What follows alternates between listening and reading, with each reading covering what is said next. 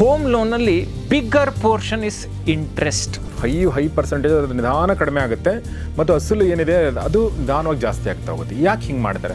Bank is there to make money. ಈ clarity, bank ಅವ್ರು ನಮಗೆ ಲಾಭ ಮಾಡ್ಕೊಳ್ಳಿಕ್ಕೆ ಬ್ಯಾಂಕ್ ಇರಲ್ಲ. ನಂಗೆ ಬೇಗ ಸಾಲ ತೀರಿದ್ರೆ ಸಾಕಪ್ಪ, ನೆಮ್ಮದಿಯಾಗಿರ್ತೀನಿ ಅಂದರೆ ಏನು ಮಾಡಬೇಕು ಅಂತ ಹೇಳಿದ್ರೆ, ವರ್ಷಕ್ಕೆ ಸರ್ ನಾವು 12 ಕಂತು ಕಟ್ತೀವಿ. ಹೌದು. 13ನೇ ಕಂತು ಕಟ್ಬೋದಾ, 20 ಲಕ್ಷದಷ್ಟು ಬಡ್ಡಿನೂ ಹೆಂಗೆ ಉಳಿಸ್ಬೋದು ಅನ್ನೋದಕ್ಕೆ ಇದೊಂದು ಪ್ರಾಕ್ಟಿಕಲ್ ರೂಲ್. ಇದು ಪಾಸಿಬಲ್ಲು. ಇದು ಬ್ಯಾಂಕ್ನವರು ಈ ಒಂದು ವಿಡಿಯೋನ ಇಷ್ಟಪಡಲ್ಲ. ಈಗ ನಮ್ಮ ಹತ್ರ 1 ಲಕ್ಷ ರೂಪಾಯಿ ಉಳ್ಕೊಂಡಿದೆ ಅಥವಾ 50,000 ಉಳ್ಕೊಂಡಿದೆ ಅಂದರೆ ನನ್ನ ಸ್ಟಾಕ್ ಮಾರ್ಕೆಟಲ್ಲಿ ಹಾಕಿದರೆ 12%, 13% ಗಳಿಸ್ಕೋತೀನಿ ಅನ್ನೋದು ಇಲ್ಲಿ ಸಿನಾರಿಯೋ. ಸಿಗುತ್ತೆ ಅನ್ನೋದಕ್ಕೆ ಮಾರ್ಕೆಟಲ್ಲಿ ಖಾತ್ರಿ ಇರಲ್ಲ, ಒಂದನೇದು. ಎರಡನೇದು, ನೀವು ಸಿಗೋಷ್ಟು ಬುದ್ಧಿವಂತರಿದ್ದೀರಾ ಅನ್ನೋದನ್ನ ನೀವು ಪ್ರಶ್ನೆ ಮಾಡ್ಕೋಬೇಕು. ಉತ್ತಮ ಭಾಷಣಕಾರನಾಗಬೇಕೆ? ಸಾರ್ವಜನಿಕ ವೇದಿಕೆಗಳಲ್ಲಿ ನಿರರ್ಗಳವಾಗಿ ಮಾತನಾಡಬೇಕೆ? ಇಲ್ಲಿದೆ ಕಲಿಯುವ ಸುವರ್ಣಾವಕಾಶ. Public speech and media management workshop, 1 ದಿನದ ಕಾರ್ಯಾಗಾರ, ಮಾರ್ಚ್ 8 ಭಾನುವಾರ. ಆಸಕ್ತರು ರಿಜಿಸ್ಟರ್ ಮಾಡಿಕೊಳ್ಳಿ. ಸ್ನೇಹಿತರೆ ನಮಸ್ಕಾರ. ಗೌರಿ ಶಕ್ಕಿ ಸ್ಟುಡಿಯೋದ ವಿಶೇಷ ಕಾರ್ಯಕ್ರಮ ಮಹಾಮನಿ ನಿಮಗೆ ಆತ್ಮೀಯ ಸ್ವಾಗತ. ನಾನು ಗೌರಿ ಶಕ್ಕಿ.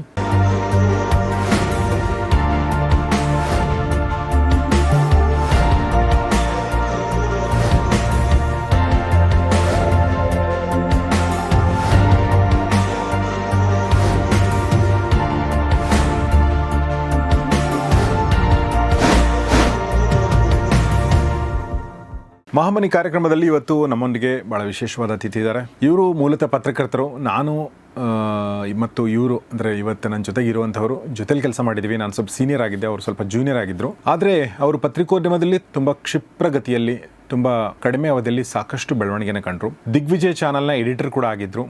ಅದಾದ ನಂತರ ತಮ್ಮ ಒಂದು ರಸ್ತೆಯನ್ನು ಸ್ವಲ್ಪ ಬದಲಾಯಿಸಿ ಒಳ್ಳೆ ರಸ್ತೆಗೆ ಬಂದು ಹಾಗೆ ನೋಡಿದರೆ ಅವರು ಫಿನಾನ್ಸ್ ಕ್ಷೇತ್ರದಲ್ಲಿ ಕೂಡ ಸಾಕಷ್ಟು ಸಾಧನೆಯನ್ನು ಮಾಡಿದರು. ವಿಸ್ತಾರದಲ್ಲಿ ಕೂಡ ಅವರು ಕೆಲಸ ಮಾಡಿದ್ದಾರೆ, ವಿಸ್ತಾರ TV ಚಾನಲಲ್ಲಿ. ಈಗ ಅವರು ಬಾಸ್ವಾಲಾ ಈ ಒಂದು ಕಂಪನಿಯ ಕಾಂಟೆಂಟ್ ಕ್ರಿಯೇಷನ್ನ VP ಅಂದರೆ ವೈಸ್ ಪ್ರೆಸಿಡೆಂಟ್ ಆಗಿದ್ದಾರೆ.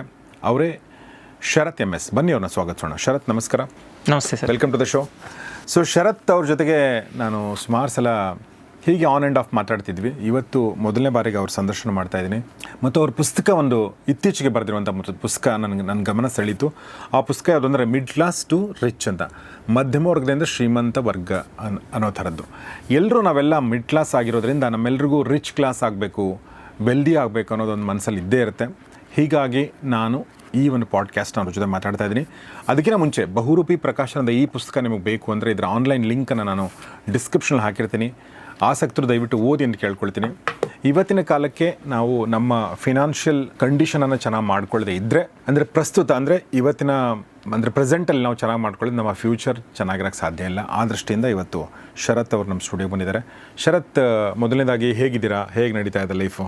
All good sir. ಏನಂದರೆ ಬೇಸಿಕಲಿ ಮಾಧ್ಯಮ ಕ್ಷೇತ್ರದಿಂದ ಈ ಪರ್ಸ್ನಲ್ ಫಿನಾನ್ಸ್ ಕ್ಷೇತ್ರಕ್ಕೆ ಬಂದ ನಂತರ ನನ್ನ ಜೀವನದಲ್ಲೂ ಸಾಕಷ್ಟು ಸುಧಾರಣೆ ಆಗಿದೆ. ಓಕೆ. ಜನರಿಗೂ ಕೂಡ ಅದರ ಫಲ ಸಿಗಬೇಕು ಅನ್ನೋ ಕಾರಣಕ್ಕಾಗಿ ಪುಸ್ತಕ ರೂಪದಲ್ಲಿ, ವಿಡಿಯೋಗಳ ರೂಪದಲ್ಲಿ ನಾನು ಈ ಮನಿ ಎಜುಕೇಷನನ್ನು ಮಾಡುವಂಥ ಪ್ರಯತ್ನ ಮಾಡ್ತಿದ್ದೀನಿ. ಅದು ಸರಿಯಾದ ದಿಕ್ಕಲ್ಲಿ ಸಾಗಿದೆ. ಅಂಕಣಗಳನ್ನು ಬರಿತಿದ್ದೀನಿ. ಒಟ್ಟಾರೆ ನೋಡಿದ್ರೆ ಈ ಹಣಕಾಸು ಸಾಕ್ಷರತೆಯ ಕ್ಷೇತ್ರದಲ್ಲಿ ಒಂದಿಷ್ಟು ಸುಧಾರಣೆಯನ್ನು ಮಾಡುವ ದಿಕ್ಕಿನಲ್ಲಿ ಸರಿಯಾದ ಹಾದಿಯಲ್ಲಿ ಹೋಗ್ತಿದ್ದೀನಿ ಅನ್ನೋದು ನನ್ನ ವಿಶ್ವಾಸ ಸರ್. ಖಂಡಿತ ನೀವು ಹೋಗ್ತಾ ಇದ್ದಾರೆ, ನಮ್ಮ ವಿಶ್ವಾಸ ಕೂಡ ಹೌದು. ಇವತ್ತಿನ ಟಾಪಿಕ್ ಏನು ಅಂದರೆ ಹೋಮ್ ಲೋನ್ ಬಗ್ಗೆ ಮಾತಾಡೋಣ ಅಂತ. ನಾವೆಲ್ಲರೂ ಕೂಡ, ನಂದು ಹೋಮ್ ಲೋನ್ ಇದೆ, ಶರತ್ ಅವ್ರದ್ದು ಹೋಮ್ ಲೋನ್ ಇದೆ, ನಿಮ್ಮಲ್ಲಿ ಬಹುತೇಕರು ಹೋಮ್ ಲೋನ್ ಮಾಡಿರ್ತೀರ. ಈ ವಿಚಾರಕ್ಕೆ ಸಂಬಂಧಪಟ್ಟಂತೆ ಒಂದಷ್ಟು ಭಾಳ ಯೂಸ್ಫುಲ್ ಆಗಿರೋ ವಿಚಾರಗಳನ್ನ ನಾನು ಕೇಳ್ತೀನಿ. ಬಟ್ ಅದಕ್ಕಿಂತ ಮುಂಚೆ ಒಬ್ಬ ಪತ್ರಕರ್ತನಾಗಿದ್ದಾಗ ಯೂಶ್ವಲಿ ನಾವು ಪತ್ರಕರ್ತ ಅಂತಂದಾಗ ಮೆಟ್ರೋ ರಿಪೋರ್ಟಿಂಗ್ ಜಾಸ್ತಿ ಮಾಡ್ತಿರ್ತೀವಿ, ಇಲ್ಲಾಂದರೆ ಸಿನಿಮಾ ರಿಪೋರ್ಟಿಂಗು, ಪೊಲಿಟಿಕಲು, ಕ್ರೈಮ್ ಈ ಥರ ನಾವು ನೋಡ್ತಿರ್ತೀವಿ. ಇದು ಬಿಟ್ಟರೆ ಈ ಫಿನಾನ್ಸು, ಬಿಸ್ನೆಸ್ ರಿಪೋರ್ಟಿಂಗ್ ಮಾಡುವಂಥದ್ದು ನಮ್ಮ ರೀಜನಲ್ ಮೀಡಿಯಾದಲ್ಲಿ ತುಂಬ ಕಡಿಮೆ ಅಲ್ವಾ? ಸೊ ಅದಕ್ಕೊಂದು ಬೀಟ್ ಅಂತ ಇರಲ್ಲ, ಅದಕ್ಕೊಂದು ಟೀಮ್ ಅಂತ ಮಾಡಿರಲ್ಲ, ಯಾಕೆಂದರೆ ಅದಕ್ಕೆ ನೋಡುಗರಿಲ್ಲ ಅಂಥೇಳಿ. ಬಟ್ ಹಾಗಿರಬೇಕಾದ್ರೆ ಹೇಗೆ ನಿಮಗೆ ಈ ಒಂದು ಹಣಕಾಸಿನ ಈ ಒಂದು ವಿತ್ತೀಯ ಜಗತ್ತಿನ ಪ್ರವೇಶ ಆಗಿದ್ದು ಹೇಗೆ, ಮತ್ತು ನಿಮ್ಮ ಒಂದು ಬ್ಯಾಕ್ಗ್ರೌಂಡ್, ಅದಕ್ಕೆ ರಿಲೇಟೆಡ್ ಏನಾದರೂ ಬ್ಯಾಕ್ಗ್ರೌಂಡ್ ಇತ್ತಾ ನಿಮಗೆ? ಈಗ ಸರ್, ನಾನು ಡಿಗ್ರಿನಲ್ಲಿ ಎಕನಾಮಿಕ್ಸ್ ಓದಿದ್ದೆ, ಮತ್ತು ಎಕನಾಮಿಕ್ಸ್ ಅನ್ನೋದು ನನ್ನ ಆಸಕ್ತಿಯ ವಿಷಯ. ಆ ನಂತರದಲ್ಲಿ ಏನಾಯಿತು, ನಾನು TV9ನಲ್ಲಿ ಕೆಲಸ ಮಾಡಿದಾಗ ಅಥವಾ ಬೇರೆ ಬೇರೆ ಸಂಸ್ಥೆಗಳಲ್ಲಿ ಕೆಲಸ ಮಾಡಿದಾಗ ಅಲ್ಲಿ ಈ ವಾಣಿಜ್ಯ ಅಂತೇಳಿ ಒಂದು ಸಪ್ರೇಟ್ ಬೀಟ್ ಇಲ್ಲದೆ ಇದ್ದರೂ ಕೂಡ ನಾನು ಆಗಾಗ ಆಗ್ತಿರೋ ಇನ್ಫ್ಲೇಷನ್ನು ಅಥವಾ ಸರ್ಕಾರದ ಮಟ್ಟದ ನಿರ್ಧಾರಗಳು, RBI ರಿಲೇಟೆಡ್ ಡಿಸಿಷನ್ಗಳು, ಇವೆಲ್ಲವನ್ನು ಎಷ್ಟು ಸೀಮಿತವಾಗಿ ವರದಿ ಮಾಡ್ಬೋದು ಅದರ ಸುತ್ತ ನಾನು ಕಂಟೆಂಟನ್ನು ತರೋ ಪ್ರಯತ್ನ ಮಾಡ್ತಿದ್ದೆ. ಅದು ಹೋಗ್ತಾನೂ ಇತ್ತು. ನನಗೆ ಬೇರೆ ಬೇರೆ ಕ್ಷೇತ್ರದ ಬಗ್ಗೆ ನಾವು ಹೆಚ್ಚು ಸುದ್ದಿಯನ್ನು ಮಾಧ್ಯಮ ಕ್ಷೇತ್ರದಲ್ಲಿ ಕೊಟ್ಟರೂ ಕೂಡ ಈ ವಾಣಿಜ್ಯ ಕ್ಷೇತ್ರದಲ್ಲಿ ಏನು ಸೀಮಿತವಾಗಿ ಕೊಡ್ಬೋದು ಅದನ್ನು ನಾನು ಮುಂಚೂಣಿಯಲ್ಲಿ ಕೊಡೋ ಪ್ರಯತ್ನವನ್ನು ಮಾಡ್ತಿದ್ದೆ ಮೊದಲಿಂದನೂ. ಆನಂತರ ಏನಾಯಿತು, ನಾನು ಅನಿವಾರ್ಯ ಕಾರಣಗಳಿಂದ ಟಿ ವಿಯಿಂದ ಹೊರಗೆ ಬರಬೇಕಾದಂಥ ಒಂದು ಪರಿಸ್ಥಿತಿ ಬಂತು.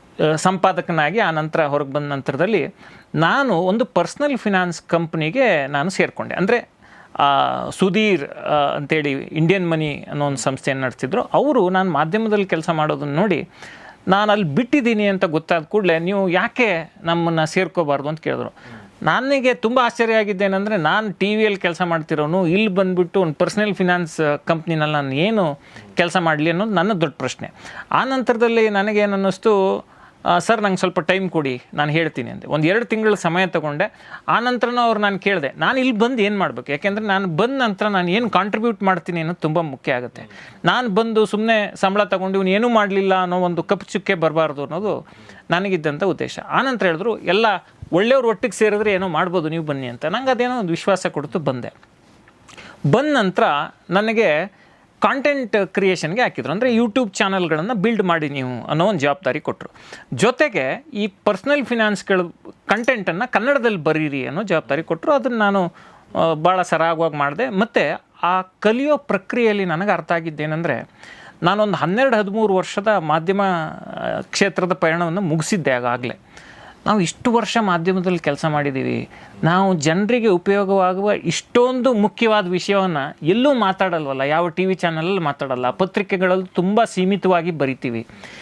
ನಾವು ಒಂದು 18-19 ವರ್ಷ ಓದ್ತೀವಿ ನಮ್ಮ ಶಿಕ್ಷಣದ ಹಂತದಲ್ಲಿ. ಎಲ್ಲೂ ಕೂಡ ನಮಗೆ ನಮ್ಮ ಪೇರೆಂಟ್ಸ್ ಆಗಲಿ ಅಥವಾ ನಮ್ಮ ಟೀಚರ್ಸ್ ಆಗಲಿ ನೀವು ಚೆನ್ನಾಗಿ ಓದಿ ಒಳ್ಳೆ ಸಂಪಾದನೆ ಮಾಡಿ ಅಂತ ಹೇಳ್ತಾರೆ, ಬಿಟ್ಟರೆ ಸಂಪಾದನೆ ಮಾಡಿ ದುಡ್ಡನ್ನು ಏನು ಮಾಡಬೇಕು ಅಂತ ಯಾರೂ ಹೇಳ್ಕೊಡಲ್ಲ. ನಾವು ಅಷ್ಟು ವರ್ಷ ಓದ್ತೀವಿ ನೋಡಿ. ಈಗ ನಮ್ಮ ಸಾಕ್ಷರತೆಯ ಪ್ರಮಾಣ 75-76% ಇದೆ. ಆದರೆ ಹಣಕಾಸು ಸಾಕ್ಷರತೆಯ ಪ್ರಮಾಣ ಕರ್ನಾಟಕದಲ್ಲಿ 25-26% ಇದೆ. ಅಂದರೆ 100ರಲ್ಲಿ 25 ಜನರಿಗೆ ಮಾತ್ರ ಮನಿ ಮ್ಯಾನೇಜ್ಮೆಂಟ್ ಬಗ್ಗೆ ಒಂದಿಷ್ಟು ಐಡಿಯಾ ಇದೆ. ಅಂದರೆ ವ್ಯಾಕ್ಯೂಮ್ ಎಷ್ಟು ದೊಡ್ಡ ಕೊರತೆ ಇದೆ ಅಲ್ಲಿ. ನನಗಾಗೇನು ಅನ್ನಿಸ್ತು, ನನಗೆ ಇದ್ದ ಭಾಳ ದೊಡ್ಡ ಸೆಟ್ಟು, ನಮಗೆ ಎಲ್ಲರಿಗೂ ಗೊತ್ತೇ ಇದೆ, ಮಾಧ್ಯಮ ನಮಗೇನು ಹೇಳ್ಕೊಡುತ್ತೆ ಅಂದರೆ ಯಾವುದೇ ಕ್ಲಿಷ್ಟ ವಿಷಯವನ್ನು ಭಾಳ ಸರಳವಾಗಿ ಹೇಳೋದು ಹೇಗೆ ಅನ್ನೋದನ್ನು ಹೇಳ್ಕೊಡುತ್ತೆ. ಆ ಒಂದು ಕಲಿಕೆಯನ್ನು ನಾನೇನು ಮಾಡಿದೆ, ಇಲ್ಲಿ ವೈಯಕ್ತಿಕ ಹಣಕಾಸು ಅಂದರೆ ಪರ್ಸ್ನಲ್ ಫಿನಾನ್ಸ್ ಬಗ್ಗೆ ಕಲೀಲಿಕ್ಕೆ ಸಿಕ್ತಲ್ಲ, ಅದ್ರ ಜೊತೆ ನಾನು ಹೊಂದಾಣಿಕೆ ಮಾಡಿದೆ, ಜೆಲ್ ಮಾಡಿದೆ. ಎಕ್ಸಾಕ್ಟ್ಲಿ. ಅದರ ಪರಿಣಾಮ ಏನಾಯಿತು, ನಾನು ಭಾಳ ಸರಳವಾಗಿ ಈ ಅಂಕಣಗಳನ್ನು, ಆರ್ಟಿಕಲ್ಗಳನ್ನ ಪರ್ಸ್ನಲ್ ಫಿನಾನ್ಸ್ ಬಗ್ಗೆ ಮಾತಾಡೋಕ್ಕೆ ಶುರು ಮಾಡಿದೆ. ಇದು ಜನರಿಗೆ ಇಷ್ಟ ಆಗೋಕ್ಕೆ ಶುರು ಆಯಿತು. ಆನಂತರ ನನಗೆ ಅನ್ನಿಸ್ತು, ಇದು ಒಂದು ಅವಕಾಶವನ್ನು ದೇವ್ರ ಮೂಲಕ ಸಿಕ್ಕಿದೆ, ಅಂದರೆ ಕಲಿಯೋ ಅವಕಾಶ ಸಿಕ್ಕಿದೆ, ಇದನ್ನು ಯಾಕೆ ಇನ್ನೊಂದಷ್ಟು ಜನರಿಗೆ ಹಂಚಬಾರ್ದು ಅನ್ನೋ ಆಲೋಚನೆ ಬಂದಾಗ ನಾನು ಏನು ಮಾಡಿದೆ, ಪುಸ್ತಕ ಬರೀಲಿಕ್ಕೆ ಶುರು ಮಾಡಿದೆ, ವಿಡಿಯೋ ಮಾಡಲಿಕ್ಕೆ ಶುರು ಮಾಡಿದೆ. ಇದೆಲ್ಲದಕ್ಕೂ ಮೂಲ ಕಾರಣ ಏನಂತ ಹೇಳಿದ್ರೆ, ನಾನು ಮಾಧ್ಯಮ ಕ್ಷೇತ್ರವನ್ನು ಬಿಟ್ಟು ಹೊರಗೆ ಬಂದು ನಂತರ ಈ ರೀತಿ ನಾವು ಮಾಡ್ಬೋದು ಅನ್ನೋ ಒಂದು ನನ್ನನ್ನು ನಾನೇ ರೀಇನ್ವೆಂಟ್ ಮಾಡ್ಕೊಂಡಂಥ ಒಂದು ಅವಕಾಶ. ಅದ್ರ ಮೂಲಕ ನನಗೇನು ಅನುಕೂಲ ಆಯಿತು ಅದನ್ನು ಬೇರೆಯವ್ರಿಗೆ ಹಂಚುವಂಥ ಒಂದು ಪ್ರಯತ್ನ ಅಷ್ಟೇ. ಅಂದರೆ ನಮ್ಮ ಇಡೀ ಎಜುಕೇಷನ್ ಸಿಸ್ಟಮಲ್ಲೇ ನಮಗೆ ಫಿನಾನ್ಸ್ ಮ್ಯಾನೇಜ್ ಮಾಡೋದು ಹೇಗೆ ಅನ್ನೋದನ್ನ ಹೇಳ್ಕೊಡಲ್ಲ. ಓಕೆ, ಎರಡನೇದು ಏನಂತಂದರೆ, ನಾನು ಕನ್ನಡ ಮಾಧ್ಯಮಗಳಲ್ಲೂ ಕೂಡ ಜನರಿಗೆ ಇದನ್ನು ತಲುಪಿಸುವಂಥ ಕೆಲಸ ಆ ಟೈಮಲ್ಲಿ ಆಗ್ತಿರಲಿಲ್ಲ. ಈಗ ಅದು ಶುರು ಆಗಿದೆ. ಮೂರನೇದು ನನಗೆ ತುಂಬ ಇಂಪಾರ್ಟೆಂಟ್ ವಿಚಾರ ಏನಂತಂದರೆ, ಮಾಧ್ಯಮದವರಾದ ನಮಗೆ ನಮ್ಮ ಫೈನಾನ್ಸ್ ಹೆಂಗೆ ಮ್ಯಾನೇಜ್ ಮಾಡಬೇಕು ಅನ್ನೋದೇ ಗೊತ್ತಿಲ್ಲ ಭಾಳಷ್ಟು ಜನರಿಗೆ. ಆ 25% ಏನು ಇದ್ದಾರೆ ಹೊರತುಪಡಿಸಿ 75% ಇದಾರಲ್ಲ, ಅದರಲ್ಲಿ ನಾವು ಕೂಡ ಭಾಳಷ್ಟು ಜನ ಬರ್ತೀವಿ ಅಂತ ನನಗನ್ಸುತ್ತೆ. ಹೀಗಾಗಿ ಮಾಧ್ಯಮದವರು ಹೇಗೆ ತಮ್ಮ ಫೈನಾನ್ಸನ್ನು ಮ್ಯಾನೇಜ್ ಮಾಡಬೇಕು ಅಥವಾ ಪ್ರೊಫೆಷ್ನಲ್ಸ್ ಹೇಗೆ ಮ್ಯಾನೇಜ್ ಮಾಡಬೇಕು ಅನ್ನೋದ್ರ ಬಗ್ಗೆ ಒಂದು ಸಪ್ರೇಟ್ ವಿಡಿಯೋ ಮಾಡಿದ್ವಿ, ಅದನ್ನು ದಯವಿಟ್ಟು ನೋಡಿ. ಬಟ್ ಇವತ್ತು ಶರತ್ ಅವ್ರ ಜೊತೆಗೆ ನಾನು ಮಾತಾಡ್ಬೇಕು ಅಂದ್ಕೊಂಡಿರೋದು ಏನಂದರೆ, ಹೋಮ್ ಲೋನ್ ಬಗ್ಗೆ. ನಮ್ಮೆಲ್ಲರ ಒಂದು ಕಾಮನ್ ಗ್ರೌಂಡ್ ಅಂದರೆ ಹೋಮ್ ಲೋನ್. ನಾವೆಲ್ಲರೂ ಹೋಮ್ ಲೋನ್ ತೊಗೊಂಡಿದ್ದೀವಿ. ನಮ್ಮಲ್ಲಿ ನೋಡುಗರೆಲ್ಲರೂ ಕೂಡ ಒಂದು ಪೋಲ್ ಮಾಡಿ, ಪುನೀತ್ ನೀವು ಹೋಮ್ ಲೋನ್ ಎಷ್ಟು ಜನ ತೊಗೊಂಡಿದ್ದೀರಾ ಅಂಥೇಳಿ ನೋಡಿ, ಎಷ್ಟು ಜನ ಎಸ್ ಅಂತಾರೆ ಅಂಥೇಳಿ. ಸೊ ಭಾಳಷ್ಟು ಜನ ಹೋಮ್ ಲೋನ್ ತೊಗೊಂಡಿರ್ತಾರೆ. 20 ವರ್ಷ, 15 ವರ್ಷ, 10 ವರ್ಷ, ಓಕೆ 7 ವರ್ಷ ಹಿಂಗೆ ತೊಗೊಂಡಿರ್ತಾರೆ. ಭಾಳಷ್ಟು ಜನ 15-20 ವರ್ಷನೇ ತೊಗೊಂಡಿರ್ತಾರೆ. ಯಾಕೆಂದರೆ ಅಷ್ಟು ನಮಗೆ 15,000 20,000 ಕಟ್ಟಕ್ಕಾಗಲ್ಲ ಅನ್ನೋ ದೃಷ್ಟಿಯಿಂದ ಅದನ್ನು ಕಡಿಮೆ ಮಾಡಿಕೊಂಡು ಅವಧಿನ ಜಾಸ್ತಿ ಮಾಡ್ಕೊಂಡಿರ್ತೀವಿ. ಸೊ ಇದು ಮಾಡಲೇಬೇಕಾದ್ದು, ಎಲ್ರಿಗೂ ಅದು ಅನಿವಾರ್ಯ ಕೂಡ. ಆದರೆ ಅದನ್ನು ಹೇಗೆ ನಾವು ಬೇಗ ಮುಗಿಸ್ಬಹುದು ಅಥವಾ ಹೇಗೆ ಮ್ಯಾನೇಜ್ ಮಾಡ್ಬೋದು, ಮುಗಿಸೋದು ಅನ್ನೋದು ತುಂಬ ಸರಳ ವಿಷಯ ಆಗೋಯ್ತು. ಹೇಗೆ ಮ್ಯಾನೇಜ್ ಮಾಡ್ಬೋದು ಅನ್ನೋದನ್ನ ಶರತ್ ಅವ್ರು ಹೇಳ್ತಾರೆ. ಎಸ್ ಸರ್, ಈಗ ನೋಡಿ, ಹೋಮ್ ಲೋನ್ ಅಂತ ಬಂದ ತಕ್ಷಣ ಅದು ಜೀವನದ ಬಹಳ ದೊಡ್ಡ ಕಮಿಟ್ಮೆಂಟು. ಯಾಕೆ ಜೀವನದ ಬಹಳ ದೊಡ್ಡ ಕಮಿಟ್ಮೆಂಟು ಅಂತ ಹೇಳ್ತೀನಿ ಅಂತ ಹೇಳಿದ್ರೆ, ಈಗ ಒಬ್ಬ 30ನೇ ವಯಸ್ಸಿನ ವ್ಯಕ್ತಿ ಒಂದು ಹೋಮ್ ಲೋನ್ ತೆಗೆದುಕೊಂಡ್ರೆ 20 ವರ್ಷಕ್ಕೆ ಅವ್ರು ಹೋಮ್ ಲೋನ್ ತಗೋತಾರೆ ಅಂತ ಹೇಳಿದ್ರೆ ಅವರ ಜೀವಿತಾವಧಿಯ 20 ಅಮೂಲ್ಯ ವರ್ಷಗಳನ್ನು ಸಾಲ ಕಟ್ಟೋಕೆ ಅವರು ಮುಡುಪಾಗಿಟ್ಟಂಗೆ.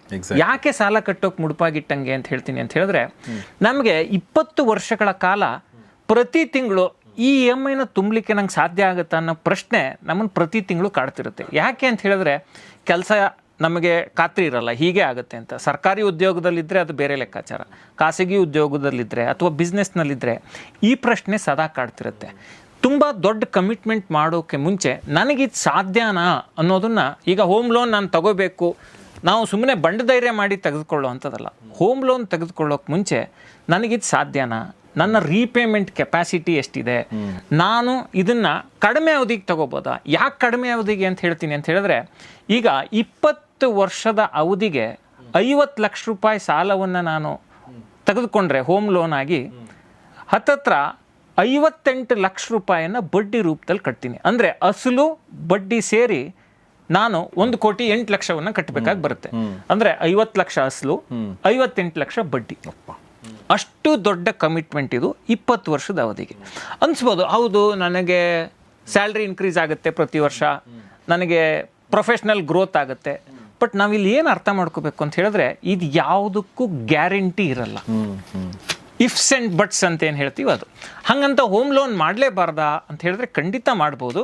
ಆದರೆ ನಿಮಗೆ ಅದಕ್ಕೊಂದು ಅಂದಾಜು, ಅಳತೆ ಮತ್ತು ಹೋಮ್ ಲೋನ್ ಮಾಡಿದ ನಂತರ ನಾನು ಅದನ್ನು ಬೇಗ ಹೇಗೆ ತೀರಿಸ್ಬೋದು ಅನ್ನೋ ಬುದ್ಧಿವಂತಿಕೆಯನ್ನು ಬಳಸಿದರೆ ನಾವು ಹೋಮ್ ಲೋನಿಂದ ಪಾರಾಗ್ಬೋದು. ಹೋಮ್ ಲೋನ್ ತೆಗೆದುಕೊಂಡು ಮನೆಯಲ್ಲೂ ಸಂತೋಷವಾಗಿರ್ಬೋದು. ಮನೆ ತೆಗೆದುಕೊಂಡು ಮನೇಲಿ ಸಂತೋಷವಾಗಿಲ್ಲದೆ ಇದ್ದರೆ ಅದ್ರ ಪ್ರಯೋಜನ ಏನು ಅನ್ನೋದನ್ನು ನಾವು ಅರ್ಥ ಮಾಡ್ಕೋಬೇಕು. ಈಗ ನಾವು ತುಂಬ ಜನ ಏನು ಅನ್ಕೋತೀವಿ ಅಂತ ಹೇಳಿದ್ರೆ, ಈಗ ಒಂದು 35 ಲಕ್ಷ ಸಾಲ ತೆಗೆದುಕೊಂಡಿದ್ದೀನಿ, ಈಗ 9% ಬಡ್ಡಿ ಲೆಕ್ಕಾಚಾರದಲ್ಲಿ 31,490 ರೂಪಾಯಿ EMI ಬರುತ್ತೆ. ಈ EMI ಬಂದಾಗ ಏನಾಗುತ್ತೆ, ನಾವು ಅಂದ್ಕೊಂಡಿರ್ತೀವಿ 31,000 ರೂಪಾಯಿ, 31,000 ಚಿಲ್ಲರೆ ಕಟ್ಟಿದೆಯಪ್ಪ, 15,000 ಬಡ್ಡಿಗೆ ಹೋಗುತ್ತೆ, 15,000 ಅಸಲಿಗೆ ಹೋಗುತ್ತೆ ಅಂತೇಳಿ ನಾವು ಅಂದ್ಕೊಂಡಿರ್ತೀವಿ. ಆದರೆ ಹೋಮ್ ಲೋನ್ ಹಂಗೆ ವರ್ಕ್ ಆಗಲ್ಲ. ಹೇಗೆ ವರ್ಕ್ ಆಗುತ್ತೆ ಅನ್ನೋದನ್ನು ನಾನು ಸ್ಕ್ರೀನ್ ಮೇಲೆ ಗ್ರಾಫ್ ಮೂಲಕ ತೋರಿಸೋಣ. ಈಗ ನೋಡಿ, 20 ವರ್ಷಗಳ ಅವಧಿಗೆ 9% ಬಡ್ಡಿ ದರದಲ್ಲಿ 35 ಲಕ್ಷವನ್ನು ಒಬ್ಬ ವ್ಯಕ್ತಿ ಸಾಲ ಪಡೀತಾರೆ ಅಂತ ಹೇಳಿದ್ರೆ 31,490 ರೂಪಾಯಿ EMI ಹೋಗುತ್ತೆ ಪ್ರತಿ ತಿಂಗಳು. ಈ 31,000 ರೂಪಾಯಲ್ಲಿ 15,785 ರೂಪಾಯಿ, 745 ರೂಪಾಯಿ ಅಸಲಿಗೆ, ಇನ್ನು 15,745 ರೂಪಾಯಿ ಬಡ್ಡಿಗೆ ಹೋಗುತ್ತೆ ಅಂತ ನಾವು ಅಂದ್ಕೊಂಡಿರ್ತೀವಿ. ನಾನು ಸಿನಾರಿಯೋ ತರ್ತಾ ಇರೋದು.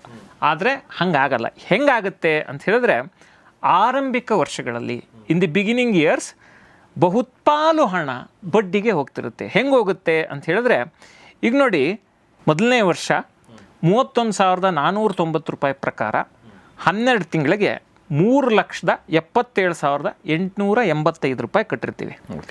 ಅದ್ರ ಪೈಕಿ 3,12,340 ರೂಪಾಯಿ ಬಡ್ಡಿಗೆ ಹೋಗುತ್ತೆ. ಅಸಲಿಗೆ ಹೋಗೋ ಪ್ರಮಾಣ ಎಷ್ಟು ಅಂತ ಹೇಳಿದ್ರೆ 65,545 ರೂಪಾಯಿ. ಮೊದಲನೇ ವರ್ಷ ನಾವು ಕಟ್ಟೋದು 3 ಲಕ್ಷ ಚಿಲ್ಲರೆ, ಬಡ್ಡಿಗೆ ಹೋಗೋದು ಹತ್ತತ್ರ 3,12,000 ಚಿಲ್ಲರೆ, ಅಸಲಿನ ಮೊತ್ತಕ್ಕೆ ಹೋಗೋದು 65,545 ರೂಪಾಯಿ. ಎರಡನೇ ವರ್ಷ ಎಷ್ಟು ಹೋಗುತ್ತೆ ಅಂತ ಹೇಳಿದ್ರೆ 3,06,191 ರೂಪಾಯಿ ಬಡ್ಡಿಗೆ ಹೋಗುತ್ತೆ. ಅಸಲಿಗೆ ಹೋಗೋ ಪ್ರಮಾಣ 71,693 ರೂಪಾಯಿ. ಅಂದರೆ ಇದೇ ರೀತಿ 35 ಲಕ್ಷ ಸಾಲದ ಬಾಬ್ತಿನಲ್ಲಿ ಅರ್ಧದಷ್ಟು ಸಾಲ ತೀರಬೇಕು ಅಂತ ಹೇಳಿದ್ರೆ 14 ವರ್ಷ ಬೇಕಾಗುತ್ತೆ. 14 ವರ್ಷ ಅಂತ ಹೇಳಿದ್ರೆ ಇನ್ನು 6 ವರ್ಷದಲ್ಲಿ ಇನ್ನು ಅರ್ಧ ಸಾಲ ತೀರುತ್ತೆ. ಅಂದರೆ ಬಡ್ಡಿಗೆ ಎಷ್ಟು ಮೊತ್ತ ಹೋಗುತ್ತೆ ಅನ್ನೋದನ್ನು ಇಲ್ಲಿ ನಾವು ಅರ್ಥ ಮಾಡ್ಕೋಬೇಕು. ಅಂದರೆ ಹೋಮ್ ಲೋನಲ್ಲಿ bigger portion is interest. So ಹಾಗಂತ ಇದನ್ನ ಕಡಿಮೆ ಮಾಡ್ಕೊಳಕ್ಕಾಗಲ್ವಾ, ಇದ್ರ ಭಾರವನ್ನು ಇಳಿಸ್ಕೊಳ್ಳಿಕ್ಕೆ? ನಾವು ನೋಡಿದ್ರೆ ಅದು ಗ್ರಾಫ್ ನೋಡಿದರೆ ನಿಧಾನವಾಗಿ ಪರ್ಸೆಂಟೇಜ್ ಏನಿದೆ ಹೈ ಪರ್ಸೆಂಟೇಜ್ ಅದು ನಿಧಾನ ಕಡಿಮೆ ಆಗುತ್ತೆ, ಮತ್ತು ಅಸಲು ಏನಿದೆ ಅದು ನಿಧಾನವಾಗಿ ಜಾಸ್ತಿ ಆಗ್ತಾ ಹೋಗುತ್ತೆ. ಯಾಕೆ ಹಿಂಗೆ ಮಾಡ್ತಾರೆ? ಈಗ ನೋಡಿ, ಬೇಸಿಕಲಿ ಬ್ಯಾಂಕ್ ಅಂದರೆ ಏನು? Bank is a financial institution. ನಾವೇನು ಅನ್ಕೋತೀವಿ, ಬ್ಯಾಂಕ್ಗೂ ನಮಗೆ ಅನುಕೂಲ ಮಾಡಿಕೊಡ್ಲಿಕ್ಕೆ ಇದೆ ಅಂತೇಳಿ. Bank is basically a financial institution. ಅವ್ರಿಗೆ ಲಾಭ ಮಾಡಬೇಕು, ಅವರು ಈಗ ಲಿಸ್ಟ್ ಆಗಿರುತ್ತೆ ಸ್ಟಾಕ್ ಮಾರ್ಕೆಟ್ನಲ್ಲಿ, ಅವರ ಗ್ರಾಹಕರಿಗೆ ಅವರ ಆನ್ಸರೇಬಲ್ಲು, ಸಂಸ್ಥೆಯ ಸಿಬ್ಬಂದಿಗೆ ಸಂಬಳ ಕೊಡಬೇಕು, ಮತ್ತೊಂದು ಕ್ಯಾಶ್ ರಿಸರ್ವ್ ರೇಷಿಯೋ ಮೇಂಟೈನ್ ಮಾಡಬೇಕು. ನೂರಾರು ಚಾಲೆಂಜ್ಗಳು ಬ್ಯಾಂಕ್ಗಳಲ್ಲೂ ಇರ್ತವೆ. ಮತ್ತು ಬ್ಯಾಂಕು ಒಂದು ಹಣಕಾಸಿನ ಮೂಲಕ ಅದನ್ನು ಬೆಳೆಸೋದು ಹೇಗೆ, ಅವ್ರು ಬೆಳೆಯೋದು ಹೇಗೆ ಅನ್ನೋದನ್ನು ನೋಡ್ತಿರ್ತಾರೆ ಹೊರತು ಅಲ್ಲಿ ಪೂರ್ತಿ ಸಾರ್ವಜನಿಕ ಹಿತಾಸಕ್ತಿಗೆ, ಅಂದರೆ ಯಾವುದೋ ಒಬ್ಬ ಗ್ರಾಹಕನಿಗೆ ಪೂರ್ತಿ ಲಾಭ ಆಗೋ ಥರ ಕೊಡೋ ಉದ್ದೇಶ ಅಲ್ಲಿರಲ್ಲ. ಬೇಸಿಕಲಿ ಏನಂತ ಹೇಳಿದ್ರೆ, ನಾನು ಯಾರಿಗೇ ದುಡ್ಡು ಕೊಟ್ಟರು ಅದು ಬೆಳಿಬೇಕು, ಆ ಬೆಳೆದ್ರ ಮೂಲಕ ನನಗೆ ಲಾಭ ಆಗಬೇಕು ಅನ್ನೋ ಸಿಂಪಲ್ ಎಕನಾಮಿಕ್ಸ್. ಈಗೇನಂದರೆ ನಾವು ಯಾರಿಗೋ ದುಡ್ಡು ಕೊಟ್ಟರೆ ಅದಕ್ಕೆ ಬಡ್ಡಿ ಕೊಡಿ ಅಂತ ಕೇಳ್ತೀವಿ, ಅಥವಾ ನಮ್ಮ ಸ್ನೇಹಿತರಾದರೆ ಹಂಗೆ ತೊಗೊಳಪ್ಪ ಒಂದು 6 ತಿಂಗಳಾದ್ಮೇಲೆ ಕೊಡು ಅಂತ ಹೇಳ್ತೀವಿ. ಬಟ್ ಇನ್ ಜನರಲ್ಲು ವ್ಯಕ್ತಿಗತವಾಗಿ ಯಾರಿಗೆ ದುಡ್ಡು ಕೊಟ್ಟರೆ ಅದಕ್ಕೆ ವ್ಯಾಲ್ಯೂ ಇದೆ. ಎಕ್ಸಾಕ್ಟ್ಲಿ. ಈಗೇನಂದರೆ ಇವತ್ತು 1 ಲಕ್ಷ ರೂಪಾಯಿ ಇಟ್ಟರೆ ಅಥವಾ 1 ಕೋಟಿ ರೂಪಾಯಿ ಇಟ್ಟರೆ ವರ್ಷಕ್ಕೆ 8% ಇಂಟ್ರೆಸ್ಟ್ ಲೆಕ್ಕ ಹಾಕಿದ್ರು 8 ಲಕ್ಷ ರೂಪಾಯಿ ಅದ್ರ ವ್ಯಾಲ್ಯೂ. ಈಗ ಬ್ಯಾಂಕ್ ಒಂದು 50 ಲಕ್ಷ ರೂಪಾಯಿ ಅಂತ ಲೆಕ್ಕ ಹಾಕ್ಕೊಂಡ್ರೆ 4 ಲಕ್ಷ ರೂಪಾಯಿ ಬಡ್ಡಿ, ಅದನ್ನು ಬ್ಯಾಂಕ್ ಯಾಕೆ ಸುಮ್ಮನೆ ಕೊಡುತ್ತೆ? ಸೊ ಬೇಸಿಕಲಿ ಏನಂತ ಹೇಳಿದ್ರೆ, bank is there to make money. ಈ ಕ್ಲಾರಿಟಿ, ಬ್ಯಾಂಕ್ ಅವ್ರು ನಮಗೆ ಲಾಭ ಮಾಡ್ಕೊಳ್ಳಿಕ್ಕೆ ಬ್ಯಾಂಕ್ ಇರಲ್ಲ. ಬ್ಯಾಂಕ್ನ ಚೌಕಟ್ಟೇನಿದೆ ಅದರೊಳಗಡೆ ನಾವು ಹೇಗೆ ಲಾಭ ಮಾಡ್ಕೋಬೇಕು ಅನ್ನೋದನ್ನ ನಾವು ವಿಚಾರ ಮಾಡಬೇಕು. ಭಾಳ ಚೆನ್ನಾಗಿದೆ. ಈಗ ಅವರಂತೂ ಬಿಸ್ನೆಸ್ ಮಾಡ್ತಾ ಇದ್ದಾರೆ, ಬಟ್ ಅದ್ರಲ್ಲಿ ನಾವು ಲಾಭ ಮಾಡ್ಕೊಳ್ಳೋದು ಹೇಗೆ, ಅಥವಾ ನಾವು ಕಡಿಮೆ ಲಾಸ್ ಮಾಡ್ಕೊಳ್ಳೋದು ಹೆಂಗೆ ಅನ್ನೋದನ್ನು ನಾವು ನೋಡಬೇಕು. ಈಗ ಬೇಸಿಕಲಿ ನಾನು ಏನು ಹೇಳಿದೆ, ಈಗ ಹೋಮ್ ಲೋನಲ್ಲಿ ಇಂಟ್ರೆಸ್ಟ್ ಪೋರ್ಷನ್ಗೆ ಜಾಸ್ತಿ ಹೋಗುತ್ತೆ. ಸೊ ಅದಕ್ಕೆ ಒಂದು ಪರಿಹಾರ ಏನು ಅಂತ ಹೇಳಿದ್ರೆ, ಹೋಮ್ ಲೋನ್ ಟೆನ್ಯೂರನ್ನು ಕಡಿಮೆ ಮಾಡ್ಕೋಬೇಕು. ಈಗ ನಮ್ಗೆ ಎಷ್ಟು ಕಡಿಮೆ ಸಾಧ್ಯ ಹೋಮ್ ಲೋನನ್ನು ಎಷ್ಟು ಕಡಿಮೆ ಅವಧಿಗೆ ತೆಗೆದುಕೊಳ್ಳಿಕ್ಕೆ ಸಾಧ್ಯ ಅಷ್ಟು ಕಡಿಮೆ ಅವಧಿಗೆ ತೆಗೆದುಕೊಂಡ್ರೆ ಅದರಿಂದ ಗ್ರಾಹಕನಿಗೆ ಅನುಕೂಲ ಇದೆ. ಈಗ 20 ವರ್ಷಕ್ಕೆ ನಾನು ಸಾಲ ತಗೋಬೇಕು ಅಂತ ನಾನು ಅಂದ್ಕೊಂಡಿರ್ತೀನಿ ಅಂದ್ಕೊಳ್ಳೋಣ ಸರ್, ನಾನು 15 ವರ್ಷಕ್ಕೆ ಅದನ್ನು ಇಳಿಸ್ಬೋದಾ ಅಂತ ವಿಚಾರ ಮಾಡಬೇಕು. ಸಾಧ್ಯ ಆದರೆ 10 ವರ್ಷಕ್ಕೆ ಇಳಿಸ್ಬೋದಾ ಅನ್ನೋದನ್ನ ವಿಚಾರ ಮಾಡಿದ್ರೆ ಅದರಿಂದ ಗ್ರಾಹಕನಾಗಿ ನನಗೆ ಅನುಕೂಲ ಆಗುತ್ತೆ. ಇದು ಭಾಳ ಒಳ್ಳೆ ಪಾಯಿಂಟು. ಯಾಕೆ ಅಂತಂದರೆ ಇದ್ರ ಬಗ್ಗೆ ಒಂದು ಪ್ರಶ್ನೆ ಕೂಡ ಇದೆ ನನಗೆ. ಈಗ ನಾವು ಯಾವಾಗ ಲೋನ್ ಮಾಡ್ಕೋತೀವಿ, ನಮ್ಮ 35ನೇ ವರ್ಷದಲ್ಲಿ 40ನೇ ವರ್ಷದಲ್ಲಿ ನಾವು ಲೋನ್ ಮಾಡ್ಕೊಂಡಾಗ ನಮಗೊಂದು ಆ ಒಂದು 20, 30 ಸಾವಿರ 32 ಸಾವಿರನ ಬೇರ್ ಮಾಡೋ ಕೆಪಾಸಿಟಿ ಇರುತ್ತೆ. ಅದಾದ ನಂತರ ಒಂದು 5 ವರ್ಷನೋ 10 ವರ್ಷ ಆದಮೇಲೆ ನಮಗೆ 50 ಸಾವಿರ ಬೇರ್ ಮಾಡೋ ಕೆಪಾಸಿಟಿ ಇರುತ್ತೆ ಅಲ್ವಾ? ಇದಾದ್ಮೇಲೆ ಮತ್ತೆ ನೀವು ಒಂದು 5 ವರ್ಷ ಹೋದರೆ ನಿಮ್ಗೆ 1 ಲಕ್ಷ ಪ್ರತಿ ತಿಂಗಳು EMI ಕಟ್ಟುವಂಥ ಸಾಧ್ಯತೆ ನಿಮಗೆ ಸಾಮರ್ಥ್ಯ ಇರುತ್ತೆ, ಬಟ್ ನಾವು ಅದನ್ನು ಮಾಡಲ್ಲ. ಸೊ ಹೀಗಾಗಿ ಇದು ಭಾಳ ಒಳ್ಳೆ ಪಾಯಿಂಟ್ ನೀವು ಹೇಳಿದ್ದು. ಬಟ್ ಪ್ರಶ್ನೆ ಏನಂದರೆ, ಈ ಕಡಿಮೆ ಮಾಡ್ಕೊಳ್ಳೋದಂತ ಏನು ಹೇಳಿದ್ರಲ್ಲ, ಈಗ ಫಾರ್ ಎಕ್ಸಾಂಪಲ್ ನಾವು 20 ವರ್ಷಕ್ಕೆ ತೊಗೊಂಡಿದ್ದೀವಿ, ಈಗ ನಾನು ಆಲ್ರೆಡಿ ಒಂದು 8 ವರ್ಷ ಕಟ್ಟಿದ್ದೀನಿ, ಅದು 10 ವರ್ಷ ಕಟ್ಟಿದ್ದೀನಿ, ಇನ್ನೂ 10 ವರ್ಷ ಬಾಕಿ ಉಳ್ಕೊಂಡಿದೆ. ಈ 10 ವರ್ಷ ನಾನು ಹೇಗೆ ಕಡಿಮೆ ಮಾಡ್ಕೊಳ್ಳೋಕ್ಕೆ ಸಾಧ್ಯ? ಅಂದರೆ ನಾನು ಹೇಳೋದು ಕಡಿಮೆ ಅಂದರೆ, ಈಗ ನಾನು 50 ಸಾವಿರ ಕಟ್ಟಿದ್ರೆ 1 ಲಕ್ಷ ಕಟ್ತೀನಿ ಅಂತ ಮಾಡಬೇಕಾ, ಅಥವಾ ಬೇರೆ ದಾರಿ ಇದೆಯಾ? I don't know, just asking. ಈಗ ನೋಡಿ ಸರ್, ಯಾವುದೇ ಲೋನ್ ತೆಗೆದುಕೊಂಡಾಗ ತುಂಬ ಜನ ಏನು ಅರ್ಥ ಮಾಡ್ಕೊಳ್ಳಲ್ಲ ಅಂತ ಹೇಳಿದ್ರೆ, ನಾನು ಮಾಸಿಕ ಕಂತುಗಳನ್ನ ಏನು ಕಟ್ತೀನಿ, ಪ್ರತಿ ತಿಂಗಳು EMI ಕಟ್ತೀನಿ, ಅದರ ಜೊತೆ ನನ್ನ ಹತ್ರ ದುಡ್ಡಿದ್ರೆ ನಾನು ಹೆಚ್ಚುವರಿ ಹಣವನ್ನು ಹೋಮ್ ಲೋನ್ನ ಪ್ರಿನ್ಸಿಪಲ್ ಬಾಬ್ತಿಗೆ ಕಟ್ಟಬಹುದು ಅನ್ನೋ ಸತ್ಯವನ್ನು ನಾವು ಅರ್ಥ ಮಾಡ್ಕೊಂಡೇ ಇರಲ್ಲ. ಈ ಹೋಮ್ ಲೋನ್ ಇಂಟ್ರೆಸ್ಟ್ ಕ್ಯಾಲ್ಕುಲೇಷನ್ ಹೇಗಾಗುತ್ತೆ ಅಂತ ಹೇಳಿದ್ರೆ, 35 ಲಕ್ಷ ರೂಪಾಯಿ ಟೋಟಲ್ ಹೋಮ್ ಲೋನ್ ಅಮೌಂಟು ನಾನು ಇವತ್ತು ತೆಗೆದುಕೊಂಡಿದ್ದೀನಿ ಅಂತ ಇಟ್ಕೊಳ್ಳೋಣ ಸರ್. 6 ತಿಂಗಳಾದ ಮೇಲೆ ನನಗೆ ಒಂದು 3 ಲಕ್ಷ ರೂಪಾಯಿ ಸಿಗುತ್ತೆ. ನಾನು ಹೋಗಿ ಬ್ಯಾಂಕಿಗೆ ಕಟ್ತೀನಿ ಅಂತ ಹೇಳಿದ್ರೆ 3 ಲಕ್ಷ ರೂಪಾಯಿ ಕಟ್ಟಿದಾಗ ನನ್ನ ಟೋಟಲ್ ಲೋನ್ ಔಟ್ಸ್ಟ್ಯಾಂಡಿಂಗು 31.5 ಲಕ್ಷ ಇರುತ್ತೆ ಅಂತ ಅಂದ್ಕೊಳ್ಳೋಣ. 31.5 ಲಕ್ಷದ ಮೇಲೆ ಇಂಟ್ರೆಸ್ಟ್ ಕ್ಯಾಲ್ಕುಲೇಟ್ ಆಗುತ್ತೆ. ಸೊ ಅಲ್ಲಿಗೆ ಪಾರ್ಟ್ ಪೇಮೆಂಟ್ ಅಂದರೆ ಭಾಗಶಃ ಪಾವತಿಯನ್ನು ಮಾಡ್ತಾ ಮಾಡ್ತಾ ಬಂದಾಗ ಟೋಟಲ್ ಏನು ಪ್ರಿನ್ಸಿಪಲ್ ಅಮೌಂಟ್ ಇದೆ ಅದು ಕಡಿಮೆ ಆಗ್ತಾ ಬಂದು ಇಂಟ್ರೆಸ್ಟ್ ಔಟ್ಗೋ ಏನಿದೆ, ನಾವು ಬ್ಯಾಂಕಿಗೆ ಬಡ್ಡಿ ರೂಪದಲ್ಲಿ ಕಟ್ತೀವಲ್ಲ, ಆ ಬಡ್ಡಿ ರೂಪದಲ್ಲಿ ಕಟ್ಟುವ ಹಣದ ಕಡಿಮೆ ಮಾಡ್ಕೊಳ್ಳೋ ಅವಕಾಶ ಆಗುತ್ತೆ. ಈಗ ಪ್ರಾಕ್ಟಿಕಲ್ ಆಗಿ ಸ್ಕ್ರೀನ್ ಮೇಲೆ ಒಂದು ವಿಜುವಲನ್ನು ತೋರಿಸೋಣ ಸರ್. ಒಂದು ಟೇಬಲನ್ನು 20 ವರ್ಷಗಳ ಸಾಲವನ್ನು 10 ವರ್ಷಗಳಲ್ಲಿ ತೀರಿಸೋದು ಹೇಗೆ. ಮೊದಲನೇ ಕಾಲಮಲ್ಲಿ ಸಾಲದ ಮೊತ್ತ 35 ಲಕ್ಷ ರೂಪಾಯಿ, ಸಾಲ ಪಡೆದಿರುವ ಅವಧಿ 20 ವರ್ಷಗಳು, ಮಾಸಿಕ ಕಂತು 31,490 ರೂಪಾಯಿ, ಪಾವತಿಸಬೇಕಿರುವ ಅಸಲು ಮೊತ್ತ ಎಷ್ಟು ಅಂತ ಹೇಳಿದ್ರೆ 35 ಲಕ್ಷ, ಪಾವತಿಸುವ ಒಟ್ಟು ಬಡ್ಡಿ ಮೊತ್ತ 20 ವರ್ಷಗಳ ಅವಧಿಯಲ್ಲಿ 40,57,698 ರೂಪಾಯಿ. 40,57,698 ರೂಪಾಯಿ ಬಡ್ಡಿಯನ್ನು ಕಟ್ತೀವಿ. ಅಂದರೆ 35 ಲಕ್ಷ ಸಾಲಕ್ಕೆ 40,57,698 ರೂಪಾಯಿ ಬಡ್ಡಿ ಕಟ್ತೀವಿ. ಅಂದರೆ ಇಲ್ಲಿ ಸಾಲದ ಮೊತ್ತಕ್ಕಿಂತ ಬಡ್ಡಿನೇ ಜಾಸ್ತಿ ಆಗುತ್ತೆ ಅನ್ನೋದು ಒಂದು ಇಲ್ಲಿ ಗಮನಿಸಬೇಕಾಗಿರೋ ಅಂಶ. ಅಲ್ಲಿಗೆ ನಾವು 20 ವರ್ಷದ ಅವಧಿಯಲ್ಲಿ 9% ಇಂಟ್ರೆಸ್ಟ್ ರೇಟ್ ಪ್ರಕಾರ ನಾವಿಲ್ಲಿ ಲೆಕ್ಕಾಚಾರ ಮಾಡಿರೋ ಅಂಥದ್ದು 9% ಇಂಟ್ರೆಸ್ಟ್ ಪ್ರಕಾರ ಅಸಲು ಬಡ್ಡಿ ಎರಡೂ ಸೇರಿ 75,57,698 ರೂಪಾಯಿಯನ್ನು ಕಟ್ತೀವಿ. ಓಕೆ. ಸೊ ಇದು ಸಿನಾರಿಯೋ ಸರ್. ಅಂದರೆ 20 ವರ್ಷಕ್ಕೆ ನಾನು ಹಿಂಗೆ ಕಟ್ಕೊಂಡು ಹೋಗ್ತೀನಿ ಅಪ್ಪ ಅಂದರೆ ಇಷ್ಟೇ ಬಡ್ಡಿ ಕಟ್ಟಬೇಕಾಗಿ ಬರುತ್ತೆ. ಇಲ್ಲ ನಾನು ಸ್ವಲ್ಪ ಬಡ್ಡಿ ಹೊರೆಯನ್ನು ಕಡಿಮೆ ಮಾಡ್ಕೋಬೇಕು, ಲೋನ್ ಟೆನ್ಯೂರನ್ನು ಕಡಿಮೆ ಮಾಡ್ಕೋಬೇಕು, ನಂಗೆ ಬೇಗ ಸಾಲ ತೀರಿದ್ರೆ ಸಾಕಪ್ಪ ನೆಮ್ಮದಿಯಾಗಿರ್ತೀನಿ ಅಂದರೆ ಏನು ಮಾಡಬೇಕು ಅಂತ ಹೇಳಿದ್ರೆ ವರ್ಷಕ್ಕೆ ಸರ್ ನಾವು 12 ಕಂತು ಕಟ್ತೀವಿ. ಹೌದು. 13ನೇ ಕಂತು ಕಟ್ಬೋದಾ ಅಂತ ವಿಚಾರ ಮಾಡಿದ್ರೆ, ಅಂದರೆ 12 ಬದಲು 1 ಕಂತು ಎಕ್ಸ್ಟ್ರಾ ಕಟ್ಟಿ 13 ಕಂತು ಕಟ್ಟಿದರೆ ನಮಗೆ ನಾವು ಕಟ್ಟುವ ಬಡ್ಡಿಯಲ್ಲಿ, ಅಂದರೆ ಈ ಎಕ್ಸಾಂಪಲಲ್ಲಿ 35 ಲಕ್ಷ ಏನು ತೆಗೆದುಕೊಂಡಿದ್ದೀವಲ್ಲ ಸರ್, 35 ಲಕ್ಷಕ್ಕೆ ನಾವು 40,57,698 ರೂಪಾಯಿ ಬಡ್ಡಿ ಕಟ್ತೀವಲ್ಲ, ಇದರಲ್ಲಿ ನಾವು 1 ಕಂತು ಎಕ್ಸ್ಟ್ರಾ ಕಟ್ಬಿಟ್ರೆ ಪ್ರತಿ ವರ್ಷ 8,70,70,742 ರೂಪಾಯಿ ಬಡ್ಡಿ ಹಣ ಉಳಿತಾಯ ಆಗುತ್ತೆ. ಓಕೆ. 1 ಎಕ್ಸ್ಟ್ರಾ ಕಂತು ಕಟ್ಟಿದ್ರೆ. ಅಂದರೆ ಮೊದಲನೇ ವರ್ಷದಿಂದನೇ ಹೇಳ್ತಾರೆ, ಮೊದಲನೇ ವರ್ಷದಿಂದನೇ ಎಲ್ಲರಿಗೂ ಸಾಧ್ಯ ಇದೆ ಇದು. ಹಾಂ ಸರ್. ಮತ್ತೆ ಟೋಟಲ್ ಟೆನ್ಯೂರಲ್ಲಿ 20 ವರ್ಷ ಇದ್ದ ಸಾಲದ ಅವಧಿ 3 ವರ್ಷ ಕಡಿಮೆ ಆಗಿ 17 ವರ್ಷಕ್ಕೆ ಬಂದ್ಬಿಡುತ್ತೆ. ಓಹೋ. ಓಕೆ.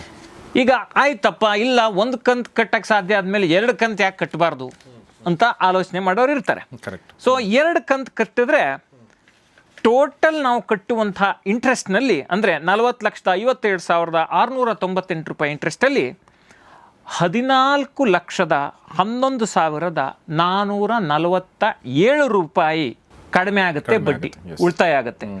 ಟೋಟಲ್ ಟೆನ್ಯೂರ್ನಲ್ಲಿ 5 ವರ್ಷ ಕಡಿಮೆ ಆಗೋಗುತ್ತೆ. ಅಂದರೆ 20 ವರ್ಷಕ್ಕೆ ತೆಗೆದುಕೊಂಡಿರೋ ಸಾಲ 15 ವರ್ಷಕ್ಕೆ ತೀರುತ್ತೆ. ಸೂಪರ್. ಈಗ 4 ಕಂತು ಕಟ್ತೀನಿ, 12 ಜೊತೆ 4 ಕಂತು ಕಟ್ತೀನಿ, ವರ್ಷಕ್ಕೆ 4 ಕಂತು ಎಕ್ಸ್ಟ್ರಾ ಕಟ್ತೀನಿ ಅಂತ, 4 ಕಂತು ಎಕ್ಸ್ಟ್ರಾ ಕಟ್ತೀನಿ ಅಂತೇಳಿ ಯಾರೋ ಒಬ್ರು ವಿಚಾರ ಮಾಡ್ತಾರೆ ಅನ್ಕೊಳ್ಳೋಣ ಸರ್. ಏನೋ ಒಂದು ಬೋನಸ್ ಬಂತು, ಕಂಪ್ನಿಲಿ ವರ್ಷಕ್ಕೊಂದು ಬೋನಸ್ ಕೊಟ್ಟರು, ಆ ಅಮೌಂಟ್ನ ನಾನು ಕಟ್ತೀನಿ, ಒಟ್ಟು 4 ಕಂತು ಕಟ್ಬಿಡ್ತೀನಿ. ವರ್ಷದಲ್ಲಿ ಯಾವಾಗ ಬೇಕಾದ್ರೂ ಕಟ್ಬೋದು, ಯಾವುದೋ 4. ಪ್ರತಿ ತಿಂಗಳು ಸರ್ ಒಂದು ಪಾರ್ಟ್ ಪೇಮೆಂಟನ್ನು ಬ್ಯಾಂಕ್ಗೆ ನಾವು ಮಾಡ್ಬೋದು. ಬ್ಯಾಂಕ್ ಅವರು ಫ್ಲೋಟಿಂಗ್ ರೇಟಲ್ಲಿ ಯಾರು ಹೋಮ್ ಲೋನ್ ತೆಗೆದುಕೊಂಡಿರ್ತಾರೆ ಅವರು ಪ್ರತಿ ತಿಂಗಳು ಈವನ್ ಫಿಕ್ಸೆಡ್ ತೆಗೆದುಕೊಂಡಿದ್ರು ಕೂಡ ಕಟ್ಬೋದು. ಪಾರ್ಟ್ ಪೇಮೆಂಟ್ ಅಂತ ಅವಕಾಶ ಇರುತ್ತೆ. ಪ್ರತಿ ತಿಂಗಳು ಇಂತಿಷ್ಟು ಮೊತ್ತವನ್ನು, ನಿಮ್ಮ ಹತ್ರ ಅಡಿಷ್ನಲ್ ಅಮೌಂಟ್ ಇದೆಯಾ, ನಿಮಗೆ ಇನ್ವೆಸ್ಟ್ ಮಾಡೋದಕ್ಕಿಂತ ಲೋನ್ ತೀರಿಸೋದೇ ಬೆಟರ್ ಅನಿಸ್ತಿದೆಯಾ, ಲೋನ್ ಅಮೌಂಟ್ಗೆ ಅದನ್ನು ಕಟ್ಟಿ. ಸೊ ಇದು ಸಾಧ್ಯ ಇದೆ. ಆಮೇಲೆ ಇಲ್ಲಿ ನಾನು ಹೇಳ್ದಂಗೆ 1 ಕಂತು 2 ಕಂತು ಕಟ್ಟಬೇಕು ಅಂತಿಲ್ಲ. ನನ್ನ ಹತ್ರ 1 ಲಕ್ಷ ಇದೆಯಾ ಕಟ್ಬೋದು, 2 ಲಕ್ಷ ಇದೆಯಾ ಕಟ್ಬೋದು. ಬಟ್ ಮಿನಿಮಮ್ ಏನು ಅಮೌಂಟ್ ಇರುತ್ತೆ ಅಂದರೆ ಆ ಸಾಲದ ಕಂತೇನಿದೆ ಅಂದ್ರೆ ಒಂದು 25,000 30,000 ಅಂತ ಒಂದು ಲಿಮಿಟ್ ಹಾಕಿರ್ತಾರೆ, ಅದಕ್ಕಿಂತ ಜಾಸ್ತಿ ಕಟ್ಟಬೇಕು ಅಷ್ಟೇ. ಅಂದರೆ ಇ ಎಮ್ ಐಗಿನ ಜಾಸ್ತಿ ಕಟ್ಟಬೇಕು. ಇ ಎಮ್ ಐಗಿನ ಜಾಸ್ತಿ ಇರ್ಬೋದು, ಅಥವಾ ಕೆಲವು ಕೇಸಲ್ಲಿ ಕಡಿಮೆನೂ ಇರ್ಬೋದು. ಈಗ 32,000 33,000 ಇ ಎಮ್ ಐ ಇದ್ದರೆ ತಿಂಗಳಿಗೆ ನೀವು 25,000 ಮೇಲೆ ಎಷ್ಟಾರು ಕಟ್ಬೋದು ಅಂತ ಒಂದು ಕ್ಲಾಸ್ ಹಾಕಿರ್ತಾರೆ, ಅದ್ರ ಪ್ರಕಾರ ಕಟ್ಬೋದು. ಈಗ ನಾವು coming back to the example sir, ವರ್ಷಕ್ಕೆ ನಾನು 4 ಕಂತು ಕಟ್ತೀನಿ ಅಂತ ಹೇಳಿದ್ರೆ ಬಡ್ಡಿ ಹಣದಲ್ಲಿ ಬರ್ತಿ 20,66,627 ರೂಪಾಯಿ ಉಳಿತಾಯ ಆಗುತ್ತೆ. ಅಷ್ಟೇ ಅಲ್ಲ, ಲೋನ್ ಟೆನ್ಯೂರು 10 ವರ್ಷಕ್ಕೆ ಬಂದ್ಬಿಡುತ್ತೆ. ಓಕೆ. ಅಂದರೆ 20 ವರ್ಷದ ಸಾಲನ ಹೆಚ್ಚು ಕಷ್ಟಪಡದೆ 10 ವರ್ಷದಲ್ಲಿ ಹೆಂಗೆ ತೀರಿಸ್ಬೋದು, ಜೊತೆಗೆ 20 ಲಕ್ಷದಷ್ಟು ಬಡ್ಡಿನೂ ಹೆಂಗೆ ಉಳಿಸ್ಬೋದು ಅನ್ನೋದಕ್ಕೆ ಇದೊಂದು ಪ್ರಾಕ್ಟಿಕಲ್ ರೂಲ್ ಇದು ಪಾಸಿಬಲ್ಲು. ಮತ್ತು ಸರ್ ಯಾಕೆ ಇದನ್ನು ನಾನು ಇಷ್ಟು ಕಾನ್ಫಿಡೆಂಟಾಗಿ ಹೇಳಿದ್ದೀನಿ ಅಂತ ಹೇಳಿದ್ರೆ, ಇದನ್ನು ಇನ್ನೂ ನಾನು ಸಾಲ ತೊಗೊಂಡಿದ್ದೀನಿ, 35 ಲಕ್ಷ ಸಾಲ ತೊಗೊಂಡಿದ್ದೀನಿ. ನಾನು ಈ ಪಾಲಿಸಿಯನ್ನು ಅಳವಡಿಸ್ಕೊಂಡು ತೀರಿಸೋಕೆ ಬೇಗ ಪ್ರಯತ್ನ ಮಾಡ್ತಿದ್ದೀನಿ. ಇನ್ನು ಒಂದು 2-3 ವರ್ಷದಲ್ಲಿ ಸಾಲ ಮುಗಿಬೋದು. ಅಂದರೆ ನಾನು 20 ವರ್ಷಕ್ಕೆ ಸಾಲ ತೆಗೆದುಕೊಂಡಿದ್ದು. ಈ ಒಂದು ಚೌಕಟ್ಟನ್ನು ಬಳಸ್ಕೊಂಡು ತುಂಬ ಜನ ಬೇಗ ಸಾಲವನ್ನು ತೀರಿಸ್ಕೊಂಡು ಅದರ ಅನುಕೂಲವನ್ನು ಪಡ್ಕೊಂಡಿದ್ದಾರೆ. ಖಂಡಿತವಾಗಿಯೂ ಇದು ಸಾಧ್ಯ ಇದೆ. ನಿಮ್ಮ ಬ್ಯಾಂಕ್ಗಳಲ್ಲಿ ವಿಚಾರಿಸಿ, ಪಾರ್ಟ್ ಪೇಮೆಂಟ್ ಅಂತ ಆಪ್ಷನ್ ಇರುತ್ತೆ. ನೋಡಪ್ಪ ನಾನು ಹೆಚ್ಚುವರಿ ಕಟ್ಟಬೇಕು, ಬಟ್ ಒಂದು ನೆನ್ಪಿಟ್ಕೊಳ್ಳಿ, ನೀವು ಹೋಮ್ ಲೋನ್ ಪಾರ್ಟ್ ಪೇಮೆಂಟ್ ಮಾಡ್ತೀನಿ ಅಂತ ಹೋದಾಗ ಕೆಲವು ಬ್ಯಾಂಕ್ಗಳಲ್ಲಿ ಏನು ಮಾಡ್ತಾರೆ, ಇ ಎಮ್ ಐ ಕಮ್ಮಿ ಮಾಡ್ಬೋಣ ಸರ್, ಹೆಂಗೂ ನೀವು ಜಾಸ್ತಿ ಕಟ್ಟಿದ್ದೀರಲ್ಲ ಅಂತ ಹೇಳ್ತಾರೆ. ಅಲ್ಲಿ ಹಂಗೆ ಮಾಡ್ಕೊಂಡ್ರೆ ನಾವು ದಡ್ಡರಾಗ್ತೀವಿ. ಇ ಎಮ್ ಐನ ಕಡಿಮೆ ಮಾಡಬಾರ್ದು, ಇ ಎಮ್ ಐನ ಅಷ್ಟೇ ಇಟ್ಕೋಬೇಕು, ಸಾಧ್ಯ ಆದರೆ ಜಾಸ್ತಿ ಮಾಡಬೇಕು. ಈಗ 32,000 ಇ ಎಮ್ ಐ ಕಟ್ತಿರ್ತೀನಿ ಅಂತ ಅಂದ್ಕೊಳ್ಳೋಣ ಸರ್, ಸಾಧ್ಯ ಆದರೆ 33,000 34,000 35,000ಕ್ಕೆ ಅದನ್ನು ಮಾಡ್ಕೋಬೇಕೆ ಹೊರತು 20,000ಕ್ಕೆ ಅದನ್ನು ತಂದ್ಕೋಬಾರ್ದು. ನಾನು ಯಾಕೆಂದರೆ ಪಾರ್ಟ್ ಪೇಮೆಂಟ್ ಮಾಡಿದ್ದೀನಿ, ನೀವು ಇ ಎಮ್ ಐ ಕಮ್ಮಿ ಮಾಡಿ ಅಂತೇಳಿ ಬ್ಯಾಂಕ್ನವ್ರು ಹೇಳ್ತಾರೆ. ಅದು ಬ್ಯಾಂಕಿಗೆ ಲಾಭ ಆಗುತ್ತೆ ಹೊರತು ಸಾಲ ತೊಗೊಂಡು ನನಗೆ ಲಾಭ ಆಗಲ್ಲ. ವಂಡರ್ಫುಲ್. ಸೊ ಈ ಕಾರಣಕ್ಕೆ ನಾವು ಏನಂತ ಹೇಳಿದ್ರೆ ಪಾರ್ಟ್ ಪೇಮೆಂಟ್ಗೆ ಎಲ್ರಿಗೂ ಅವಕಾಶ ಇದೆ. ಮೊದಲನೇದಾಗಿ ನಿಮ್ಮ ಲೋನ್ ಅಗ್ರಿಮೆಂಟ್ ಅಂತ ಇರುತ್ತೆ. ಆ ಲೋನ್ ಅಗ್ರಿಮೆಂಟಲ್ಲಿ ಟರ್ಮ್ಸ್ ಏನಿದೆ ನೋಡಿ. ಮತ್ತು RBI ಕ್ಲಿಯರಾಗಿ ಹೇಳಿದೆ, reserve bank of India home ಲೋನ್ನ ಪ್ರೀ ಕ್ಲೋಜರು ಪಾರ್ಟ್ ಪೇಮೆಂಟ್ಗೆ ಕಡ್ಡಾಯವಾಗಿ ಅವಕಾಶವನ್ನು ಬ್ಯಾಂಕ್ಗಳು ಕೊಡಬೇಕು ಅಂತೇಳಿ ಹೇಳಿದ್ದಾರೆ. ಅಂದರೆ ಫೈನ್ ಅಂತ ಕೆಲವೊಂದು ಹಾಕಂಗಿಲ್ಲ, ಪ್ರೀ ಕ್ಲೋಜರ್ ಫೈನನ್ನು ಹಾಕಂಗಿಲ್ಲ. ಅದು ಕ್ಲಿಯರ್ ಆಗಿ RBIದು ಇನ್ಸ್ಟ್ರಕ್ಷನ್ ಇದೆ. ಸೊ ಅದನ್ನು ಗೂಗಲಲ್ಲಿ ಹೋಗಿ ಸರ್ಚ್ ಮಾಡಿದರೆ ಆ ರೆಗ್ಯುಲೇಷನ್ದು ಸರ್ಕ್ಯುಲರ್ದು ಕಾಪಿನೂ ಕೂಡ RBI ವೆಬ್ಸೈಟ್ನಲ್ಲಿ ಸಿಗುತ್ತೆ ಸರ್. ಪ್ರೀ ಕ್ಲೋಜರ್ಗೆ ನೀವು ಚಾರ್ಜಸನ್ನು ಹಾಕಂಗಿಲ್ಲ ಹೋಮ್ ಲೋನ್ಗೆ ಅನ್ನೋದನ್ನು ಸ್ಪಷ್ಟವಾಗಿ RBI ಹೇಳಿದೆ. ವಂಡರ್ಫುಲ್. ಈಗ ಒಂದು ಪ್ರಶ್ನೆ, ಎರಡು ಪ್ರಶ್ನೆಗಳಿದೆ. ಮೊದಲನೇ ಪ್ರಶ್ನೆ ಏನಂತಂದರೆ, ಈಗ ನಾನು 35,000 ನನ್ನ EMI ಇದೆ. ನನಗೆ ಈಗ ಒಂದು 10 ವರ್ಷದ ನಂತರ, ಮುಂಚೆ ನನಗೆ ಶಕ್ತಿ ಇರಲಿಲ್ಲ 35,000, ನಾನು ಪ್ರತಿ ತಿಂಗಳು ಕೂಡ ನಾನು 35 ಜಾಗದಲ್ಲಿ 70,000 ಕಟ್ಬೋದು, ಅಂದರೆ ಡಬಲ್ ಕಟ್ಬೋದು. ನಾನು ಆ ಥರ ಮಾಡೋಕ್ಕೆ ಅವಕಾಶ ಇದೆ. ಖಂಡಿತ ಮಾಡ್ಬೋದು ಸರ್, ಖಂಡಿತ ಮಾಡ್ಬೋದು. ಒಂದು ಮತ್ತು ಏನು ತಿಳ್ಕೊಬೇಕು ಅಂದರೆ, ತುಂಬ ನೆಕ್ ಟು ನೆಕ್ ಮೂಮೆಂಟ್ ಬಂದಿರುತ್ತಲ್ಲ, ಅಂದರೆ ಒಂದು 3 ವರ್ಷ 4 ವರ್ಷ ಅಂದಾಗ ಅಷ್ಟು ಲಾಭ ಆಗಲ್ಲ. ಯಾಕೆ ಅಂತ ಹೇಳಿದ್ರೆ ಮೋಸ್ಟ್ ಆಫ್ ದಿ ಇಂಟ್ರೆಸ್ಟ್ ಔಟ್ಗೂ ಹೋಗ್ಬಿಟ್ಟಿರುತ್ತೆ. ಬಟ್ ಇನ್ನೂ 10 ವರ್ಷ ಬಾಕಿ ಇದೆ ಅಂದರೆ ಹೆಚ್ಚಿನ ಲಾಭ. ಈಗಷ್ಟೇ ಸಾಲ ತೊಗೊಂಡಿದ್ದೀನಿ ಅನ್ನೋರ್ಗಂತೂ ಇದು ಬಂಪರ್ ಇದು ಕರೆಕ್ಟ್. ಒಂದು ಎರಡನೇ ವಿಷಯ ಏನಂತಂದರೆ ಶರತ್, ಈಗ ನಾವು ಇದು ಬ್ಯಾಂಕ್ನವರು ಈ ಒಂದು ವಿಡಿಯೋನ ಇಷ್ಟಪಡಲ್ಲ ಸರ್. ಏನಂದರೆ ಯಾವುದೇ ಇದರಲ್ಲಿ ಏನಂತ ಹೇಳಿದ್ರೆ ಬ್ಯಾಂಕ್ನವ್ರು ಇಷ್ಟಪಡಲ್ಲ ಅನ್ನೋದಕ್ಕಿಂತ ಏನಂತ ಹೇಳಿದ್ರೆ, ಬ್ಯಾಂಕ್ಗೆ ಮೂಲ ಉದ್ದೇಶ ಏನಂದರೆ, ಈಗ ನಮ್ಗೆ ಹೆಂಗೆ ನಮ್ಮ ಜೀವನದಲ್ಲಿ ವೈಯಕ್ತಿಕ ಟಾರ್ಗೆಟ್ಸ್ ಇರುತ್ತೋ, ಬ್ಯಾಂಕ್ನವ್ರಿಗೂ ಕ್ವಾರ್ಟರ್ಲಿ ರಿಸಲ್ಟ್ಸು ಟಾರ್ಗೆಟ್ಸ್ ಇರುತ್ತೆ. ಸೊ ಈಗ ನಮ್ಮ ಪ್ರಶ್ನೆ ಏನಂತಂದರೆ, ಇದನ್ನು ಈ ಒಂದು ಪ್ರಾಸೆಸ್ ಏನಿದೆ ಅಲ್ವಾ, ಇದನ್ನು ಹೇಗೆ ಅಪ್ರೋಚ್ ಮಾಡಬೇಕು? ಅದಕ್ಕೇನಾದರೂ ಅಪ್ಲಿಕೇಶನ್ ಕೊಡಬೇಕಾ, ಸ್ಟ್ಯಾಂಡಿಂಗ್ ಇನ್ಸ್ಟ್ರಕ್ಷನ್ ಕೊಡಬೇಕಾ, ಅಥವಾ ಹೇಗೆ? ಅಂದರೆ ಈಗ ನಮಗೆ ಆಮೇಲೆ ಅದ್ರ ರಿಸಲ್ಟ್ ಅಂದರೆ, ಈಗ ನಾನು 20 ವರ್ಷದಲ್ಲೂ ನಾನು 10 ವರ್ಷ ಉಳ್ಕೊಂಡಿದೆಯಲ್ವ, ನಾನೀಗ ಪಾರ್ಟ್ ಪೇಮೆಂಟ್ ಮಾಡ್ತಾಯಿದ್ದೀನಿ. ಪಾರ್ಟ್ ಪೇಮೆಂಟ್ ಮಾಡ್ತಾಯಿದ್ರೆ ನನ್ನ ಒಂದು EMI ಟೆನ್ಯೂರ್ ಏನಿದೆಯಲ್ಲ ಅದು ಕಡಿಮೆ ಆಗಿರೋದು ನನಗೆ ಹೇಗೆ ಗೊತ್ತಾಗುತ್ತೆ? ಆಮೇಲೆ ಇಂಟ್ರೆಸ್ಟ್ ಕಡಿಮೆ ಆಗಿರೋದು ಹೇಗೆ ಗೊತ್ತಾಗುತ್ತೆ? ಯಾಕಂದರೆ ಇದು ಯಾವುದು ಕೂಡ ನಮಗೆ ಗೊತ್ತಾಗಲ್ಲ ಭಾಳ ಯೂಶ್ವಲಿ. ಆಮೇಲೆ ಅವ್ರು ತೋರಿಸೋದಿಲ್ಲ ಭಾಳ ಸಲ. ಸರ್, ಬೇಸಿಕಲಿ ಏನಂತ ಹೇಳಿದ್ರೆ, ಯಾವುದೇ ಹೋಮ್ ಲೋನನ್ನು ತೆಗೆದುಕೊಂಡಾಗ ನಮಗೆ ಆನ್ಲೈನ್ ಆ್ಯಕ್ಸೆಸನ್ನು ಕೊಡ್ತಾರೆ ಮತ್ತು ಸ್ಟೇಟ್ಮೆಂಟ್ಸನ್ನು ಪೀರಿಯಾಡಿಕಲಿ ಕಳಿಸ್ತಾರೆ. ಓಕೆ. ಒಂದನೇದು, ಈಗ ಆನ್ಲೈನ್ ಆಕ್ಸೆಸ್ ಅಂದರೆ ಏನು ಕೊಡ್ತಾರೆ? ಆನ್ಲೈನ್ ಅಂದರೆ ನೀವು ಎಷ್ಟು ಕಟ್ಟಿದ್ದೀರಿ, ಏನು ಬಿಟ್ಟಿದ್ದೀರಿ ಅನ್ನೋದನ್ನು ನೋಡ್ಕೊಳ್ಳಿಕ್ಕೆ ಒಂದು ಆಕ್ಸೆಸನ್ನು ಕೊಡ್ತಾರೆ. ನಾವಲ್ಲಿ ಹೋದರೆ ನಾವು ಏನು ಕಟ್ಟಿದ್ದೀವಿ ಎಲ್ಲ ನಮ್ಮ ಲೋನ್ ಹಿಸ್ಟ್ರಿ ಇರುತ್ತೆ. ಅಂದರೆ ಅಲ್ಲಿ ಹೋದಾಗ ಸಿಗುತ್ತಾ ಅಥವಾ ಮನೇಲಿ? ಇಲ್ಲ, ಮನೇಲಿ ಕೂತ್ಕೊಂಡು ನಾವು ಲ್ಯಾಪ್ಟಾಪಲ್ಲೂ ನೋಡ್ಬೋದು ಸರ್. ಒಂದನೇ ಆಪ್ಷನ್. ಎರಡನೇ ಆಪ್ಷನ್ ಹೆಂಗೆ ಅಂತ ಹೇಳಿದ್ರೆ, ಈಗೇನಾಗುತ್ತೆ, ನಾನೀಗ ಪಾರ್ಟ್ ಪೇಮೆಂಟ್ ಮಾಡ್ತೀನಿ.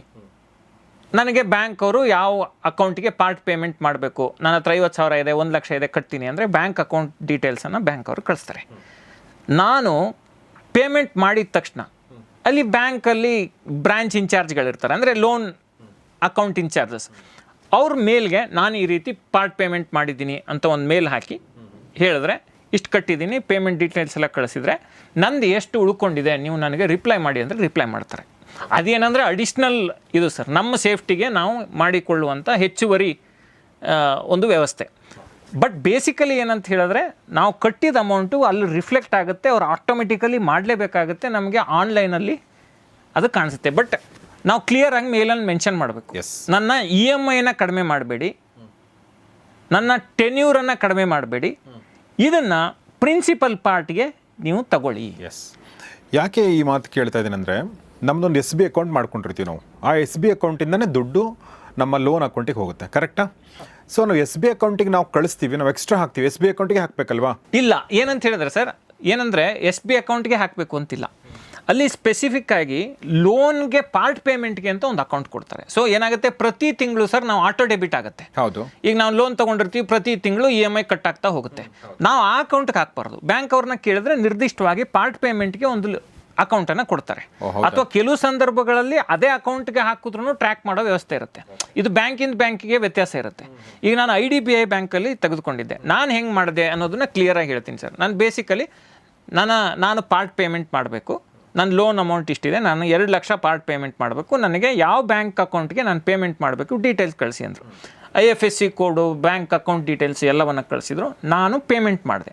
ಪೇಮೆಂಟ್ ಮಾಡಿದ ನಂತರ ನನ್ನ ಟ್ರಾನ್ಸಾಕ್ಷನ್ ಡೀಟೇಲ್ಸನ್ನು ಹಾಕಿಬಿಟ್ಟು, ನಾನು ಇಷ್ಟನ್ನು ಪಾವತಿ ಮಾಡಿದ್ದೀನಿ, ಇದು ನನ್ನ ಲೋನ್ ಅಕೌಂಟಲ್ಲಿ ರಿಫ್ಲೆಕ್ಟ್ ಆಗ್ತಿದೆ ಅನ್ನೋದನ್ನು ನೀವು ಕನ್ಫರ್ಮ್ ಮಾಡಿ, ಮೇಲ್ ಮೂಲಕ ಕನ್ಫರ್ಮ್ ಮಾಡಿದ್ದೀವಿ, ಎಷ್ಟು EMI ನಂದು ಬಾಕಿ ಉಳಿಯುತ್ತೆ ಅನ್ನೋದನ್ನು ಅಲ್ಲಿ ಮೆನ್ಷನ್ ಮಾಡಿ ಅಂಥೇಳಿ ನಾನು ಅವರಿಂದ ಡೀಟೇಲನ್ನು ತೊಗೊಂಡೆ. ಬಟ್ ಇಲ್ಲಿ ಒಂದೇನಂತ ಹೇಳಿದ್ರೆ ಎಷ್ಟು ಇಂಟ್ರೆಸ್ಟ್ ಕಮ್ಮಿ ಆಗುತ್ತೆ ಅನ್ನೋದು ನಾವು ಕ್ಯಾಲ್ಕುಲೇಟ್ ಮಾಡ್ಕೋಬೇಕೇ ಹೊರತು ಅದು ಗೊತ್ತಾಗಲ್ಲ. EMI ಇಂಟ್ರೆಸ್ಟ್ ಹೆಂಗೆ ಕಮ್ಮಿ ಆಗುತ್ತೆ ಅಂದರೆ ಸರ್, ಟೋಟಲ್ ಲೋನ್ ಪೀರಿಯಡೇ 3 ವರ್ಷ 2 ವರ್ಷ 1 ವರ್ಷ ಕಮ್ಮಿ ಆದಾಗ ಅಷ್ಟು ಇಂಟ್ರೆಸ್ಟ್ ಕಡಿಮೆ ಆಗುತ್ತೆ. Okay okay. ಸೊ ಅದನ್ನು ಬ್ಯಾಂಕ್ ಅವ್ರು ತೋರಿಸಲ್ಲ, ಬಟ್ ಅದು ನಮಗೆ ಗೊತ್ತಾಗುತ್ತೆ, ನಾವು ಟೋಟಲಿ ಕಟ್ಟುವಾಗ ಗೊತ್ತಾಗುತ್ತೆ. ನಮ್ಮ ಡ್ಯೂರೇಷನ್ ಕಡಿಮೆ ಆಗಿದೆ ಅಂದರೆ ಅದರ ಇಂಟ್ರೆಸ್ಟ್ ಕಡಿಮೆ ಆಗಿದೆ ಅಂತಲೇ ಅರ್ಥ. ಆಬ್ವಿಯಸ್ಲಿ ಸರ್, ಅಷ್ಟೇ. ಬಟ್ ಡ್ಯೂರೇಷನ್ ಕಡಿಮೆ ಆಗಿದ್ದು ಗೊತ್ತಾಗುತ್ತಾ ನಮಗೆ? ಸರ್ ಆಬ್ವಿಯಸ್ಲಿ ಈಗೇನಂದರೆ ಸರ್ 120 ಕಂತಿದೆ ಅಂತ ಹೇಳ್ತಾರೆ ಬ್ಯಾಂಕ್ ಅವರು, ನಾನೊಂದು ಪಾರ್ಟ್ ಪೇಮೆಂಟ್ ಮಾಡಿದ್ಮೇಲೆ ನಿಮ್ಮ ಕಂತು 90ಕ್ಕೆ ಬಂದಿದೆ ಅಂತ ಹೇಳ್ತಾರೆ. ಸೊ ಆ ಡಿಫ್ರೆನ್ಸ್ ಗೊತ್ತಾಗುತ್ತೆ. ಆ ಡಿಫ್ರೆನ್ಸ್ ಗೊತ್ತಾಗುತ್ತೆ. ಹಾಂ, ಮತ್ತು ನಮ್ಮದು ಟೋಟಲ್ ಔಟ್ಸ್ಟ್ಯಾಂಡಿಂಗ್ ಎಷ್ಟು ಅನ್ನೋದೆಲ್ಲ ನಮ್ಮ ಲೋನ್ ಅಕೌಂಟ್ ಸ್ಟೇಟ್ಮೆಂಟ್ ಇರುತ್ತಲ್ಲ ಸರ್. ಸೊ ಏನೂ ಸಮಸ್ಯೆ ಆಗಲ್ಲ. ಎಸ್. ಈಗ 2 ಪ್ರಶ್ನೆಗಳಿದೆ. ಒಂದು ಸೀನಿಯರ್ ಸಿಟಿಜನ್ ಸಂಬಂಧಪಟ್ಟಂತೆ, ಇನ್ನೊಂದು ಎಲ್ರಿಗೂ ಸಂಬಂಧಪಟ್ಟಂತೆ. ಅದೇನೆಂದರೆ, ನಮ್ಮದೀಗ ನಾವು ಹೋಮ್ ಲೋನ್ ಏನು ತೊಗೊಂಡಿದ್ದೀವಿ ಅದು 8%, 8.5, 9, 9.5 ಈ ಪರ್ಸೆಂಟೇಜ್ ಲೆಕ್ಕದಲ್ಲಿರುತ್ತೆ. ನಾವು ಯಾಕೆ ಅದನ್ನು ವಾಪಸ್ ಕಟ್ಟಬೇಕು? ಈಗ ನಮ್ಮ ಹತ್ರ 1 ಲಕ್ಷ ರೂಪಾಯಿ ಉಳ್ಕೊಂಡಿದೆ ಅಥವಾ 50,000 ಉಳ್ಕೊಂಡಿದೆ ಅಂದರೆ ನನ್ನ ಸ್ಟಾಕ್ ಮಾರ್ಕೆಟಲ್ಲಿ ಹಾಕಿದರೆ 12%, 13% ನಮಗೆ ಕಾಣಿಸ್ತಿರುತ್ತೆ. ಸೊ ಈಗ 3% ನನಗೆ ಲಾಭ ಆಗುತ್ತಲ್ಲ ಅನ್ನೋದೊಂದು ಮೈಂಡ್ ಸೆಟ್ ಇರುತ್ತೆ. ಈ ಬಗ್ಗೆ ಏನು ಹೇಳಕ್ಕೆ ಇಷ್ಟಪಡ್ತೀನಿ? ಈಗ ನೋಡಿ ಸರ್, ಒಂದೇದೇನಂತ ಹೇಳಿದ್ರೆ ಸ್ಟಾಕ್ ಮಾರ್ಕೆಟ್ ಬಗ್ಗೆ ಎಷ್ಟು ಜ್ಞಾನ ಇದೆ ಹೂಡಿಕೆ ಮಾಡುವಾಗ ಅನ್ನೋದು ಪಾಯಿಂಟ್ 1. ಕರೆಕ್ಟ್. ಎರಡನೇದು ಏನಾಗುತ್ತೆ, 8% ಅಥವಾ 8.5% ಹೋಮ್ ಲೋನ್ ಇಂಟ್ರೆಸ್ಟ್ ಇದೆ, ನಾನು ಸ್ಟಾಕ್ ಮಾರ್ಕೆಟಲ್ಲಿ 11, 12 ಅಥವಾ ಈಕ್ವಿಟಿ ಮ್ಯೂಚುವಲ್ ಫಂಡಲ್ಲೋ 11, 12, 13%ವರೆಗೆ ನಾನು ಗಳಿಸ್ಕೋತೀನಿ ಅನ್ನೋದು ಇಲ್ಲಿ ಸಿನಾರಿಯೋ. ಸಿಗುತ್ತೆ ಅನ್ನೋದಕ್ಕೆ ಮಾರ್ಕೆಟಲ್ಲಿ ಖಾತ್ರಿ ಇರಲ್ಲ, ಒಂದನೇದು. ಎರಡನೇದು, ನೀವು ಸಿಗೋಷ್ಟು ಬುದ್ಧಿವಂತರಿದ್ದೀರಾ ಅನ್ನೋದನ್ನು ನೀವು ಪ್ರಶ್ನೆ ಮಾಡ್ಕೋಬೇಕು. ಯಾಕೆಂದರೆ ಸ್ಟಾಕ್ ಮಾರ್ಕೆಟ್ ಬಗ್ಗೆ ನಿಮಗೆ ಎಷ್ಟು ಜ್ಞಾನ ಇದೆ ಅನ್ನೋದು ಮುಖ್ಯ. ಲೆವರೇಜಿಂಗ್, ನಿಮಗೆ ಲೆವರೇಜಿಂಗ್ ಮಾಡೋಕ್ಕೆ ಬರುತ್ತಾ? ಈಗ ಇದು ಗೊತ್ತು, ಹೋಮ್ ಲೋನ್ ತೀರಿಸಿದ್ರೆ ಹಿಂಗಾಗುತ್ತೆ ಅನ್ನೋದು ಕ್ಲಿಯರ್ ಕಟ್ಟು. ಬಟ್ ಸ್ಟಾಕ್ ಮಾರ್ಕೆಟಲ್ಲಿ ನಾನು ತೆಗೆದುಕೊಂಡು ಹೋಗಿ ಹಾಕಿದರೆ ಹಿಂಗೆ ಆಗುತ್ತೆ ಅನ್ನೋದಕ್ಕೆ ಗ್ಯಾರಂಟಿ ಇರಲ್ಲ. ಬಟ್ ಅದು ಸಾಧ್ಯ ಇದೆ, ನಿಮಗೆ ತಿಳುವಳಿಕೆ ಇದ್ದರೆ ಸ್ಟಾಕ್ ಮಾರ್ಕೆಟ್ ಬಗ್ಗೆ, ಈಕ್ವಿಟಿ ಮ್ಯೂಚುವಲ್ ಫಂಡ್ಸ್ ಬಗ್ಗೆ. ಆ ರಿಸ್ಕನ್ನು ತಗೋಬೇಕಾ ಅನ್ನೋದನ್ನು ಜನರೇ ವಿಚಾರ ಮಾಡಬೇಕಾಗತ್ತೆ. ಬಟ್ ಆ ಪಾಸಿಬಿಲಿಟಿನೂ ಇದೆ. ಹೋಮ್ ಲೋನ್ ಇಂಟ್ರೆಸ್ಟ್ ರೇಟ್ ಕಮ್ಮಿ ಅಲ್ಲಪ್ಪ, ನಾನು ಇನ್ವೆಸ್ಟ್ ಮಾಡಿಕೊಂಡು ಅದಕ್ಕಿಂತ ಜಾಸ್ತಿ ಗಳಿಸ್ತೀನಿ ಅಂದರೆ ಪಾಸಿಬಲ್. ಆದರೆ ನಿಮಗೆ ಅದು ಎಷ್ಟು ತಿಳುವಳಿಕೆ ಇದೆ, ಅದನ್ನು ಮಾಡೋಕ್ಕೆ ಸಾಧ್ಯ ಅನ್ನೋದನ್ನು ತಿಳ್ಕೊಬೇಕಾಗತ್ತೆ. ಮತ್ತು ಈ ಹೋಮ್ ಲೋನ್ ಕ್ಲೋಜರ್ ಅಂತ ಬಂದಾಗ ಯಾಕೆ ನಾವು ಗಮನ ಕೊಡಬೇಕಾಗತ್ತೆ ಅಂತ ಹೇಳಿದ್ರೆ, ಒಂದು, ನೀವು ಸರ್ಕಾರಿ ಸೇವೆಯಲ್ಲಿದ್ದೀರಾ, ನಿಮಗೆ ಖಾತ್ರಿ ಆದಾಯ ಬರ್ತಿರುತ್ತೆ, ಸಮಸ್ಯೆ ಇಲ್ಲ. ಅಥವಾ ನಿಮಗೆ ಒಂದು ಒಳ್ಳೆ ರೀತಿಯ ಬಿಸ್ನೆಸ್ಸು ಸ್ಥಿರವಾಗಿ ನಡ್ಕೊಂಡು ಹೋಗ್ತಿದೆಯಾ, ನಿಮ್ಗೆ ಹೋಮ್ ಲೋನ್ ಕಟ್ಕೊಂಡು ಹೋದರೆ ಸಮಸ್ಯೆ ಇಲ್ಲ. ನಂದು ಕೆಲಸ ಏನಾಗುತ್ತೋ ಗೊತ್ತಿಲ್ಲ, ಒಂದು ಟೆನ್ಷನ್ನು, ಅಂಥವ್ರು ಹೋಮ್ ಲೋನ್ ಕ್ಲೋಸ್ ಮಾಡೋದು ಒಳ್ಳೆಯದು. ಎರಡನೇದು, ನಾನು 50-55 ಆಸ್ಪಾಸಲ್ಲಿ ಇದ್ದೀನಿ, ನಾಳೆ ದಿವಸ ನಂಗೆ ಆದಾಯ ಬರುತ್ತೋ ಇಲ್ವೋ, ನಂಗೆ ರಿಟೈರ್ಮೆಂಟ್ಗೆ ಒಂದಿಷ್ಟು ಕಾರ್ಪಸ್ ಮಾಡ್ಕೋಬೇಕು, ಅಂಥವ್ರು ಲೋನ್ ಕ್ಲೋಸ್ ಮಾಡೋದು ಒಳ್ಳೆಯದು. ಎಲ್ಲದಕ್ಕಿಂತ ನಂಗೆ ಇದೇನೂ ಬೇಡಪ್ಪ, ಈ ಲೋನ್ ಗೋಜಲೇ ಬೇಡ, ನೆಮ್ಮದಿಯಾಗಿರಬೇಕು ಅನ್ನೋರು ಹೋಮ್ ಲೋನ್ ಕ್ಲೋಸ್ ಮಾಡ್ಬೋದು. ಅದರಿಂದ ಆಚೆಗೆ ಇನ್ನೊಂದು ಡಿಸಡ್ವಾಂಟೇಜು ಕೂಡ ಇದರಲ್ಲಿದೆ. ಡಿಸಡ್ವಾಂಟೇಜ್ ಅನ್ನೋದಕ್ಕಿಂತ ನೀವು ಟ್ಯಾಕ್ಸ್ ಬೆನಿಫಿಟ್ ಪಡ್ಕೋತಿದ್ರೆ ಇದರಲ್ಲಿ ಸಿಗಲ್ಲ. ಅದು ಒಂದು ಅಂಶವನ್ನು ಗಮನದಲ್ಲಿಟ್ಕೋಬೇಕು. ಬಟ್ ಅಗೇನ್, ಟ್ಯಾಕ್ಸ್ ಬೆನಿಫಿಟ್ ಅನ್ನೋದು ಈಗ ಏನಾಗಿದೆ ಸರ್, ನ್ಯೂ ರೆಜಿಮು, ಪ್ರತಿ ವರ್ಷ ಒಂದೊಂದು ಇದನ್ನು ತೆಗಿತಾ ಬರ್ತಿದೆ ಸರ್ಕಾರ. ಈ ಬೆನಿಫಿಟ್ಗಳು ಕೂಡ ಎಷ್ಟು ವರ್ಷ ಇರುತ್ತೆ ಅನ್ನೋದ್ರ ಬಗ್ಗೆ ಖಾತ್ರಿ ಇಲ್ಲ. So rather close the home loan, pay a bit of tax, start investing ಅನ್ನೋದು ಬೆಟರ್ ಆಪ್ಷನ್ ಅನ್ನೋದನ್ನು ನಾವು ವಿಚಾರ ಮಾಡ್ಬೋದು. ಬಟ್ ಇದೇನೆಂದರೆ, this is not like one size fits all ಅಂತ ನಾವು ಇಲ್ಲಿ ಹೇಳೋಕ್ಕಾಗಲ್ಲ. ಇಲ್ಲಿ ಹೋಮ್ ಲೋನ್ ತೀರಿಸ್ಬೇಕಾ ಅಥವಾ ನಾನು ಹೋಮ್ ಲೋನನ್ನು ಇಟ್ಕೊಂಡು ಆ ಬರೋ ದುಡ್ಡನ್ನು ಇನ್ವೆಸ್ಟ್ ಮಾಡಬೇಕಾ? ಸೊ ಇದೆಲ್ಲವೂ ವ್ಯಕ್ತಿ ಸ್ಪೆಸಿಫಿಕ್ಕು, ಅವರವರ ಆರ್ಥಿಕ ಪರಿಸ್ಥಿತಿ ಹೇಗಿದೆ ಅನ್ನೋದ್ರ ಮೇಲೆ ಇಲ್ಲಿ ತೀರ್ಮಾನಗಳನ್ನು ಮಾಡಬೇಕಾಗತ್ತೆ. ಆದರೆ ನಾವು ಒಂದನ್ನು ಖಚಿತವಾಗಿ ಏನು ಹೇಳ್ಬೋದು ಅಂತ ಹೇಳಿದ್ರೆ, ಬೇಗ ಹೋಮ್ ಲೋನನ್ನು ತೀರಿಸಲಿಕ್ಕೆ ಸಾಧ್ಯ ಇದೆ ಈ ಮೆಥಡ್ ಮೂಲಕ. ಅದರಿಂದ ಖಂಡಿತವಾಗಿಯೂ ನಿಮ್ಮ ಹೋಮ್ ಲೋನ್ ಬೇಗ ಮುಗಿಯುತ್ತೆ, ಜೊತೆಗೆ ಬಡ್ಡಿ ಹಣ ಲಕ್ಷಾಂತರ ರೂಪಾಯಿ ಉಳಿಯುತ್ತೆ. ಎಸ್. ಆಮೇಲೆ ಪೀಸ್ ಆಫ್ ಮೈಂಡ್ ಸಿಗುತ್ತೆ ನಿಮಗೆ. ಕೆಲವೊಬ್ಬರಿಗೆ ಅದು ತುಂಬ ಮುಖ್ಯ ಆಗುತ್ತೆ. ನಾನು ಪ್ರತಿ ತಿಂಗಳು ಕಟ್ತಾನೆ ಇದ್ದೀನಿ. ಆಮೇಲೆ ಕೆಲವೊಂದು ಅನ್ಸರ್ಟನಿಟಿ ಇದ್ದಾಗ ಅದು ಸ್ವಲ್ಪ ಸ್ಟ್ರೆಸ್ ಜಾಸ್ತಿ ಆಗುತ್ತೆ. ನಾನೇ 3 ತಿಂಗಳು ಒಂದು ಸಲ ಕಟ್ಟಿರಲಿಲ್ಲ ನನ್ನ ಲೈಫಿನ ಒಂದು ಫೇಸಲ್ಲಿ. 3 ತಿಂಗಳು ನಾನು ಕಟ್ಟಿರಲಿಲ್ಲ. 3 ತಿಂಗಳು ಒಂದು ಇತ್ತು, 3 ತಿಂಗಳು ಕಟ್ಟದೇ ಇದ್ರೂ ನಡೆಯುತ್ತೆ ಅಂತೇಳಿ 4ನೇ ತಿಂಗಳು ಕಟ್ಟಿದೆ. ಸೊ ಆ ಥರ ಇದ್ದಾಗ ಆಮೇಲೆ ಹೆಣ್ಮಕ್ಳಿಗೆ ಒಂದು ಸ್ವಲ್ಪ ಜಾಸ್ತಿ ಇರುತ್ತೆ, ಬೇಗ ಮುಗಿಸ್ಬಿಡು ಇದನ್ನು ಅನ್ನೋ ಥರದ್ದು ಇರುತ್ತೆ. ಯಾಕಂದರೆ ಅವ್ರು ಸ್ವಲ್ಪ ಸ್ಟ್ರೆಸ್ ಜಾಸ್ತಿ ಮಾಡ್ಕೋತಾರೆ ಈ ಲೋನಿಗೆ ಸಂಬಂಧಪಟ್ಟಂತೆ. ಗಂಡಸರಿಗೆ ಒಂದು ಸ್ವಲ್ಪ ಕಾನ್ಫಿಡೆನ್ಸ್ ಇರುತ್ತೆ. ಅದು ಅಗೇನ್ ಬೇರೀಸ್, ಅದು ಬೇರೆ ಬೇರೆ ಹೆಣ್ಮಕ್ಳು ಬೇರೆ ಬೇರೆ ಗಂಡಸರು ಬೇರೆ ಬೇರೆ ಥರ ಇರುತ್ತೆ. ಬಟ್ ಜನರಲಿ ಆಗಿ ಹೇಳ್ತಾರೆ ನಾನು. ಹೀಗಾಗಿ ನೀವು ಹೋಮ್ ಲೋನ್ ತೀರಿಸ್ಬಿಡಿ ಅಂತ ನಾವು ಹೇಳ್ತಾ ಇಲ್ಲ, ಷರತ್ತಾಗಲಿ ನಾವಾಗಲಿ. ಬಟ್ ಈ ಥರ ಒಂದು ದಾರಿ ಇದೆ ಅನ್ನೋದನ್ನು ಹೇಳ್ತಾ ಇದ್ದಾರೆ. ಈ ಷರತ್ತು ಸ್ವಲ್ಪ ಮುಂಚೆ ಸಿಕ್ಕಿದ್ರೆ ನಾನೊಂದು ಸ್ವಲ್ಪ ಯೋಚನೆ ಮಾಡಿರ್ತಿದ್ದೇನೋ. But still it's never late ಅನ್ನೋ ಥರ ನಮ್ಮ ಲೈಫಿನ ಯಾವ ಕಾಲಘಟ್ಟದಲ್ಲಿ ಏನೇನೋ ಯಾರ್ಯಾರು ಸಿಗ್ತಿರ್ತಾರೆ, ನಾವು ನಾಲೆಜನ್ನು ಪಡ್ಕೊಂಡು ಅದನ್ನು ಇಂಪ್ಲಿಮೆಂಟ್ ಮಾಡೋಕ್ಕೆ ನಾವು ಪ್ರಯತ್ನ ಪಡಬೇಕು. ಸೊ ಶರತ್ ಅವರು ಆ ಒಂದು ಹಾದಿನಲ್ಲಿ ತುಂಬ ಚೆನ್ನಾಗಿ ಕ್ರಮಿಸ್ತಾ ಇದ್ದಾರೆ ಮತ್ತು ಆ ನಾಲೆಜನ್ನು ಎಲ್ರಿಗೂ ತಲುಪಿಸೋ ಪ್ರಯತ್ನವನ್ನು ಅವ್ರು ಮಾಡ್ತಾ ಇದ್ದಾರೆ. ಅದರ ಫಲಶ್ರುತಿಯಾಗಿ ಅವರ ವಿಡಿಯೋಗಳು ಮತ್ತು ಅದರ ಫಲಶ್ರುತಿಯಾಗಿ ಈ ಥರದ ಪುಸ್ತಕ ಮಿಡ್ ಕ್ಲಾಸ್ ಟು ರಿಚ್ ಅಂತ, ಇದರ ಆನ್ಲೈನ್ ಲಿಂಕ್ ನಾನು ಡಿಸ್ಕ್ರಿಪ್ಷನಲ್ಲಿ, ಕಮ್ಯುನಿಟಿ ಪೇಜಲ್ಲಿ ಮತ್ತು ಕಮೆಂಟ್ ಬಾಕ್ಸಲ್ಲಿ ಹಾಕಿರ್ತೀನಿ. ಬಹುರೂಪಿ ಪ್ರಕಾಶನದಿದೆ ಈ ಪುಸ್ತಕ. ಇದರ ರೇಟ್ ಕೂಡ ತುಂಬ ಕಡಿಮೆನೇ ಇದೆ, ಜಾಸ್ತಿ ಏನಿಲ್ಲ. ಇದರ ಒಂದು ವರ್ತ್ಗೆ ಹೋಲಿಸಿದರೆ ಇದರಲ್ಲಿ ಏನೆಲ್ಲ ಇದೆ ಅಂತ ಒಂದು ಸಲ ಸುಮ್ಮನೆ ನೋಡಿದರೆ ನೋಡಿ, ಸಂಬಳ ಮಾತ್ರ ನಿಮ್ಮ ಆದಾಯವೇ, ಇಂದಷ್ಟೇ ₹100, 10 ವರ್ಷದ ಬಳಿಕ ₹50, ಮದುವೆ ಬಗ್ಗೆ ಇದೆ, ರಿಟೈರ್ಮೆಂಟ್ ಬಗ್ಗೆ ಇದೆ, ಹೊಸ ಕಾರಿನ ಬಗ್ಗೆ ಇದೆ, ಮನೆ ಬಗ್ಗೆ ಇದೆ, ಟೈಮ್ ವ್ಯಾಲ್ಯೂ ಬಗ್ಗೆ ಇದೆ, ಸಾಲದ ಬಗ್ಗೆ ಇದೆ, ಹಣ ಉಳಿತಾಯ ಮಾಡದೇ ಇರೋದ್ರ ಬಗ್ಗೆ ಇದೆ. ಹೀಗೆ ಸಾಕಷ್ಟು ವಿಚಾರಗಳನ್ನ ಬರೆದಿದ್ದಾರೆ. ಆಮೇಲೆ ನಿರಂತರ ಕಲಿಕೆಯ ಬಗ್ಗೆ ಇದೆ, ಫಿಕ್ಸ್ಡ್ ಡಿಪಾಸಿಟ್ ಬಗ್ಗೆ ಇದೆ, ಲೈಫ್ ಸ್ಟೈಲ್ ಇನ್ಫ್ಲೇಷನ್ ಬಗ್ಗೆ ಇದೆ, ಹೆಲ್ತ್ ಇನ್ಶೂರೆನ್ಸ್ ಬಗ್ಗೆ ಇದೆ, ಟರ್ಮ್ ಇನ್ಶೂರೆನ್ಸ್ ಬಗ್ಗೆ ಇದೆ, ಎಮರ್ಜೆನ್ಸಿ ಫಂಡ್ ಬಗ್ಗೆ ಇದೆ, ಪೋರ್ಟ್ಫೋಲಿಯೋ ಅಂದರೆ ಏನು ಅನ್ನೋದ್ರ ಬಗ್ಗೆ ಇದೆ.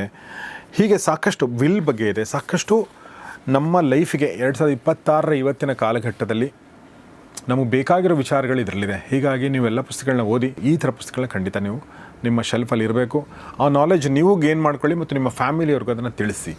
ಇಷ್ಟು ಹೇಳ್ತಾ ನಾನು ಶರತ್ಗೆ ತುಂಬ ಧನ್ಯವಾದ ಹೇಳ್ತೀನಿ. ನಮಗೆ ಇಷ್ಟೊತ್ತು ಈ ಎಲ್ಲ ವಿಚಾರಗಳು ಹೇಳಿದ್ದಕ್ಕಾಗಿ ಶರತ್ ಅವರೇ ತುಂಬ ಥ್ಯಾಂಕ್ಸ್. ನಿಮಗೆ ನಮ್ಮ ಜೊತೆ ಇಷ್ಟೊತ್ತು ಮಾತಾಡಿದ್ರಿ. Thank you very much Sharath. Thank you sir. So ಸ್ನೇಹಿತರೆ, ನಿಮ್ಮ ಅನಿಸಿಕೆಗಳಿಗೆ ಸ್ವಾಗತ, ಪ್ರಶ್ನೆಗಳಿಗೂ ಸ್ವಾಗತ. ನಿಮ್ಮ ಒಂದು ಜರ್ನಿ ಈ ಥರ ಇದ್ದರೆ, ಹೋಮ್ ಲೋನ್ ಕುರಿತಾಗಿ ನೀವೇನಾದರೂ ಒಂದು ಹ್ಯಾಕ್ ಕ್ರಿಯೇಟ್ ಮಾಡಿದರೆ, ನೀವೇನಾದರೂ ಈ ಥರ ಪಾರ್ಟ್ ಪೇಮೆಂಟ್ ಮಾಡಿ ಅದನ್ನು ಬೇಗ ಮುಗಿಸಿದ್ರೆ, ಆ ಒಂದು ಅನುಭವದ ಜ್ಞಾನವನ್ನು ಬೇರೆಯವ್ರಿಗೂ ಕೂಡ ಶೇರ್ ಮಾಡಿ ಅಂತ ಹೇಳ್ತಾ ಇವತ್ತಿನ ಎಪಿಸೋಡ್ ಮುಗಿಸ್ತಾ ಇದ್ದೀನಿ. ನೋಡ್ತಾರೆ ಗೌರಿ ಶೆಕ್ ಸ್ಟುಡಿಯೋ, ನೋಡ್ತಾರೆ ಮಹಾಮನಿ ಕಾರ್ಯಕ್ರಮ. ನಮಸ್ಕಾರ.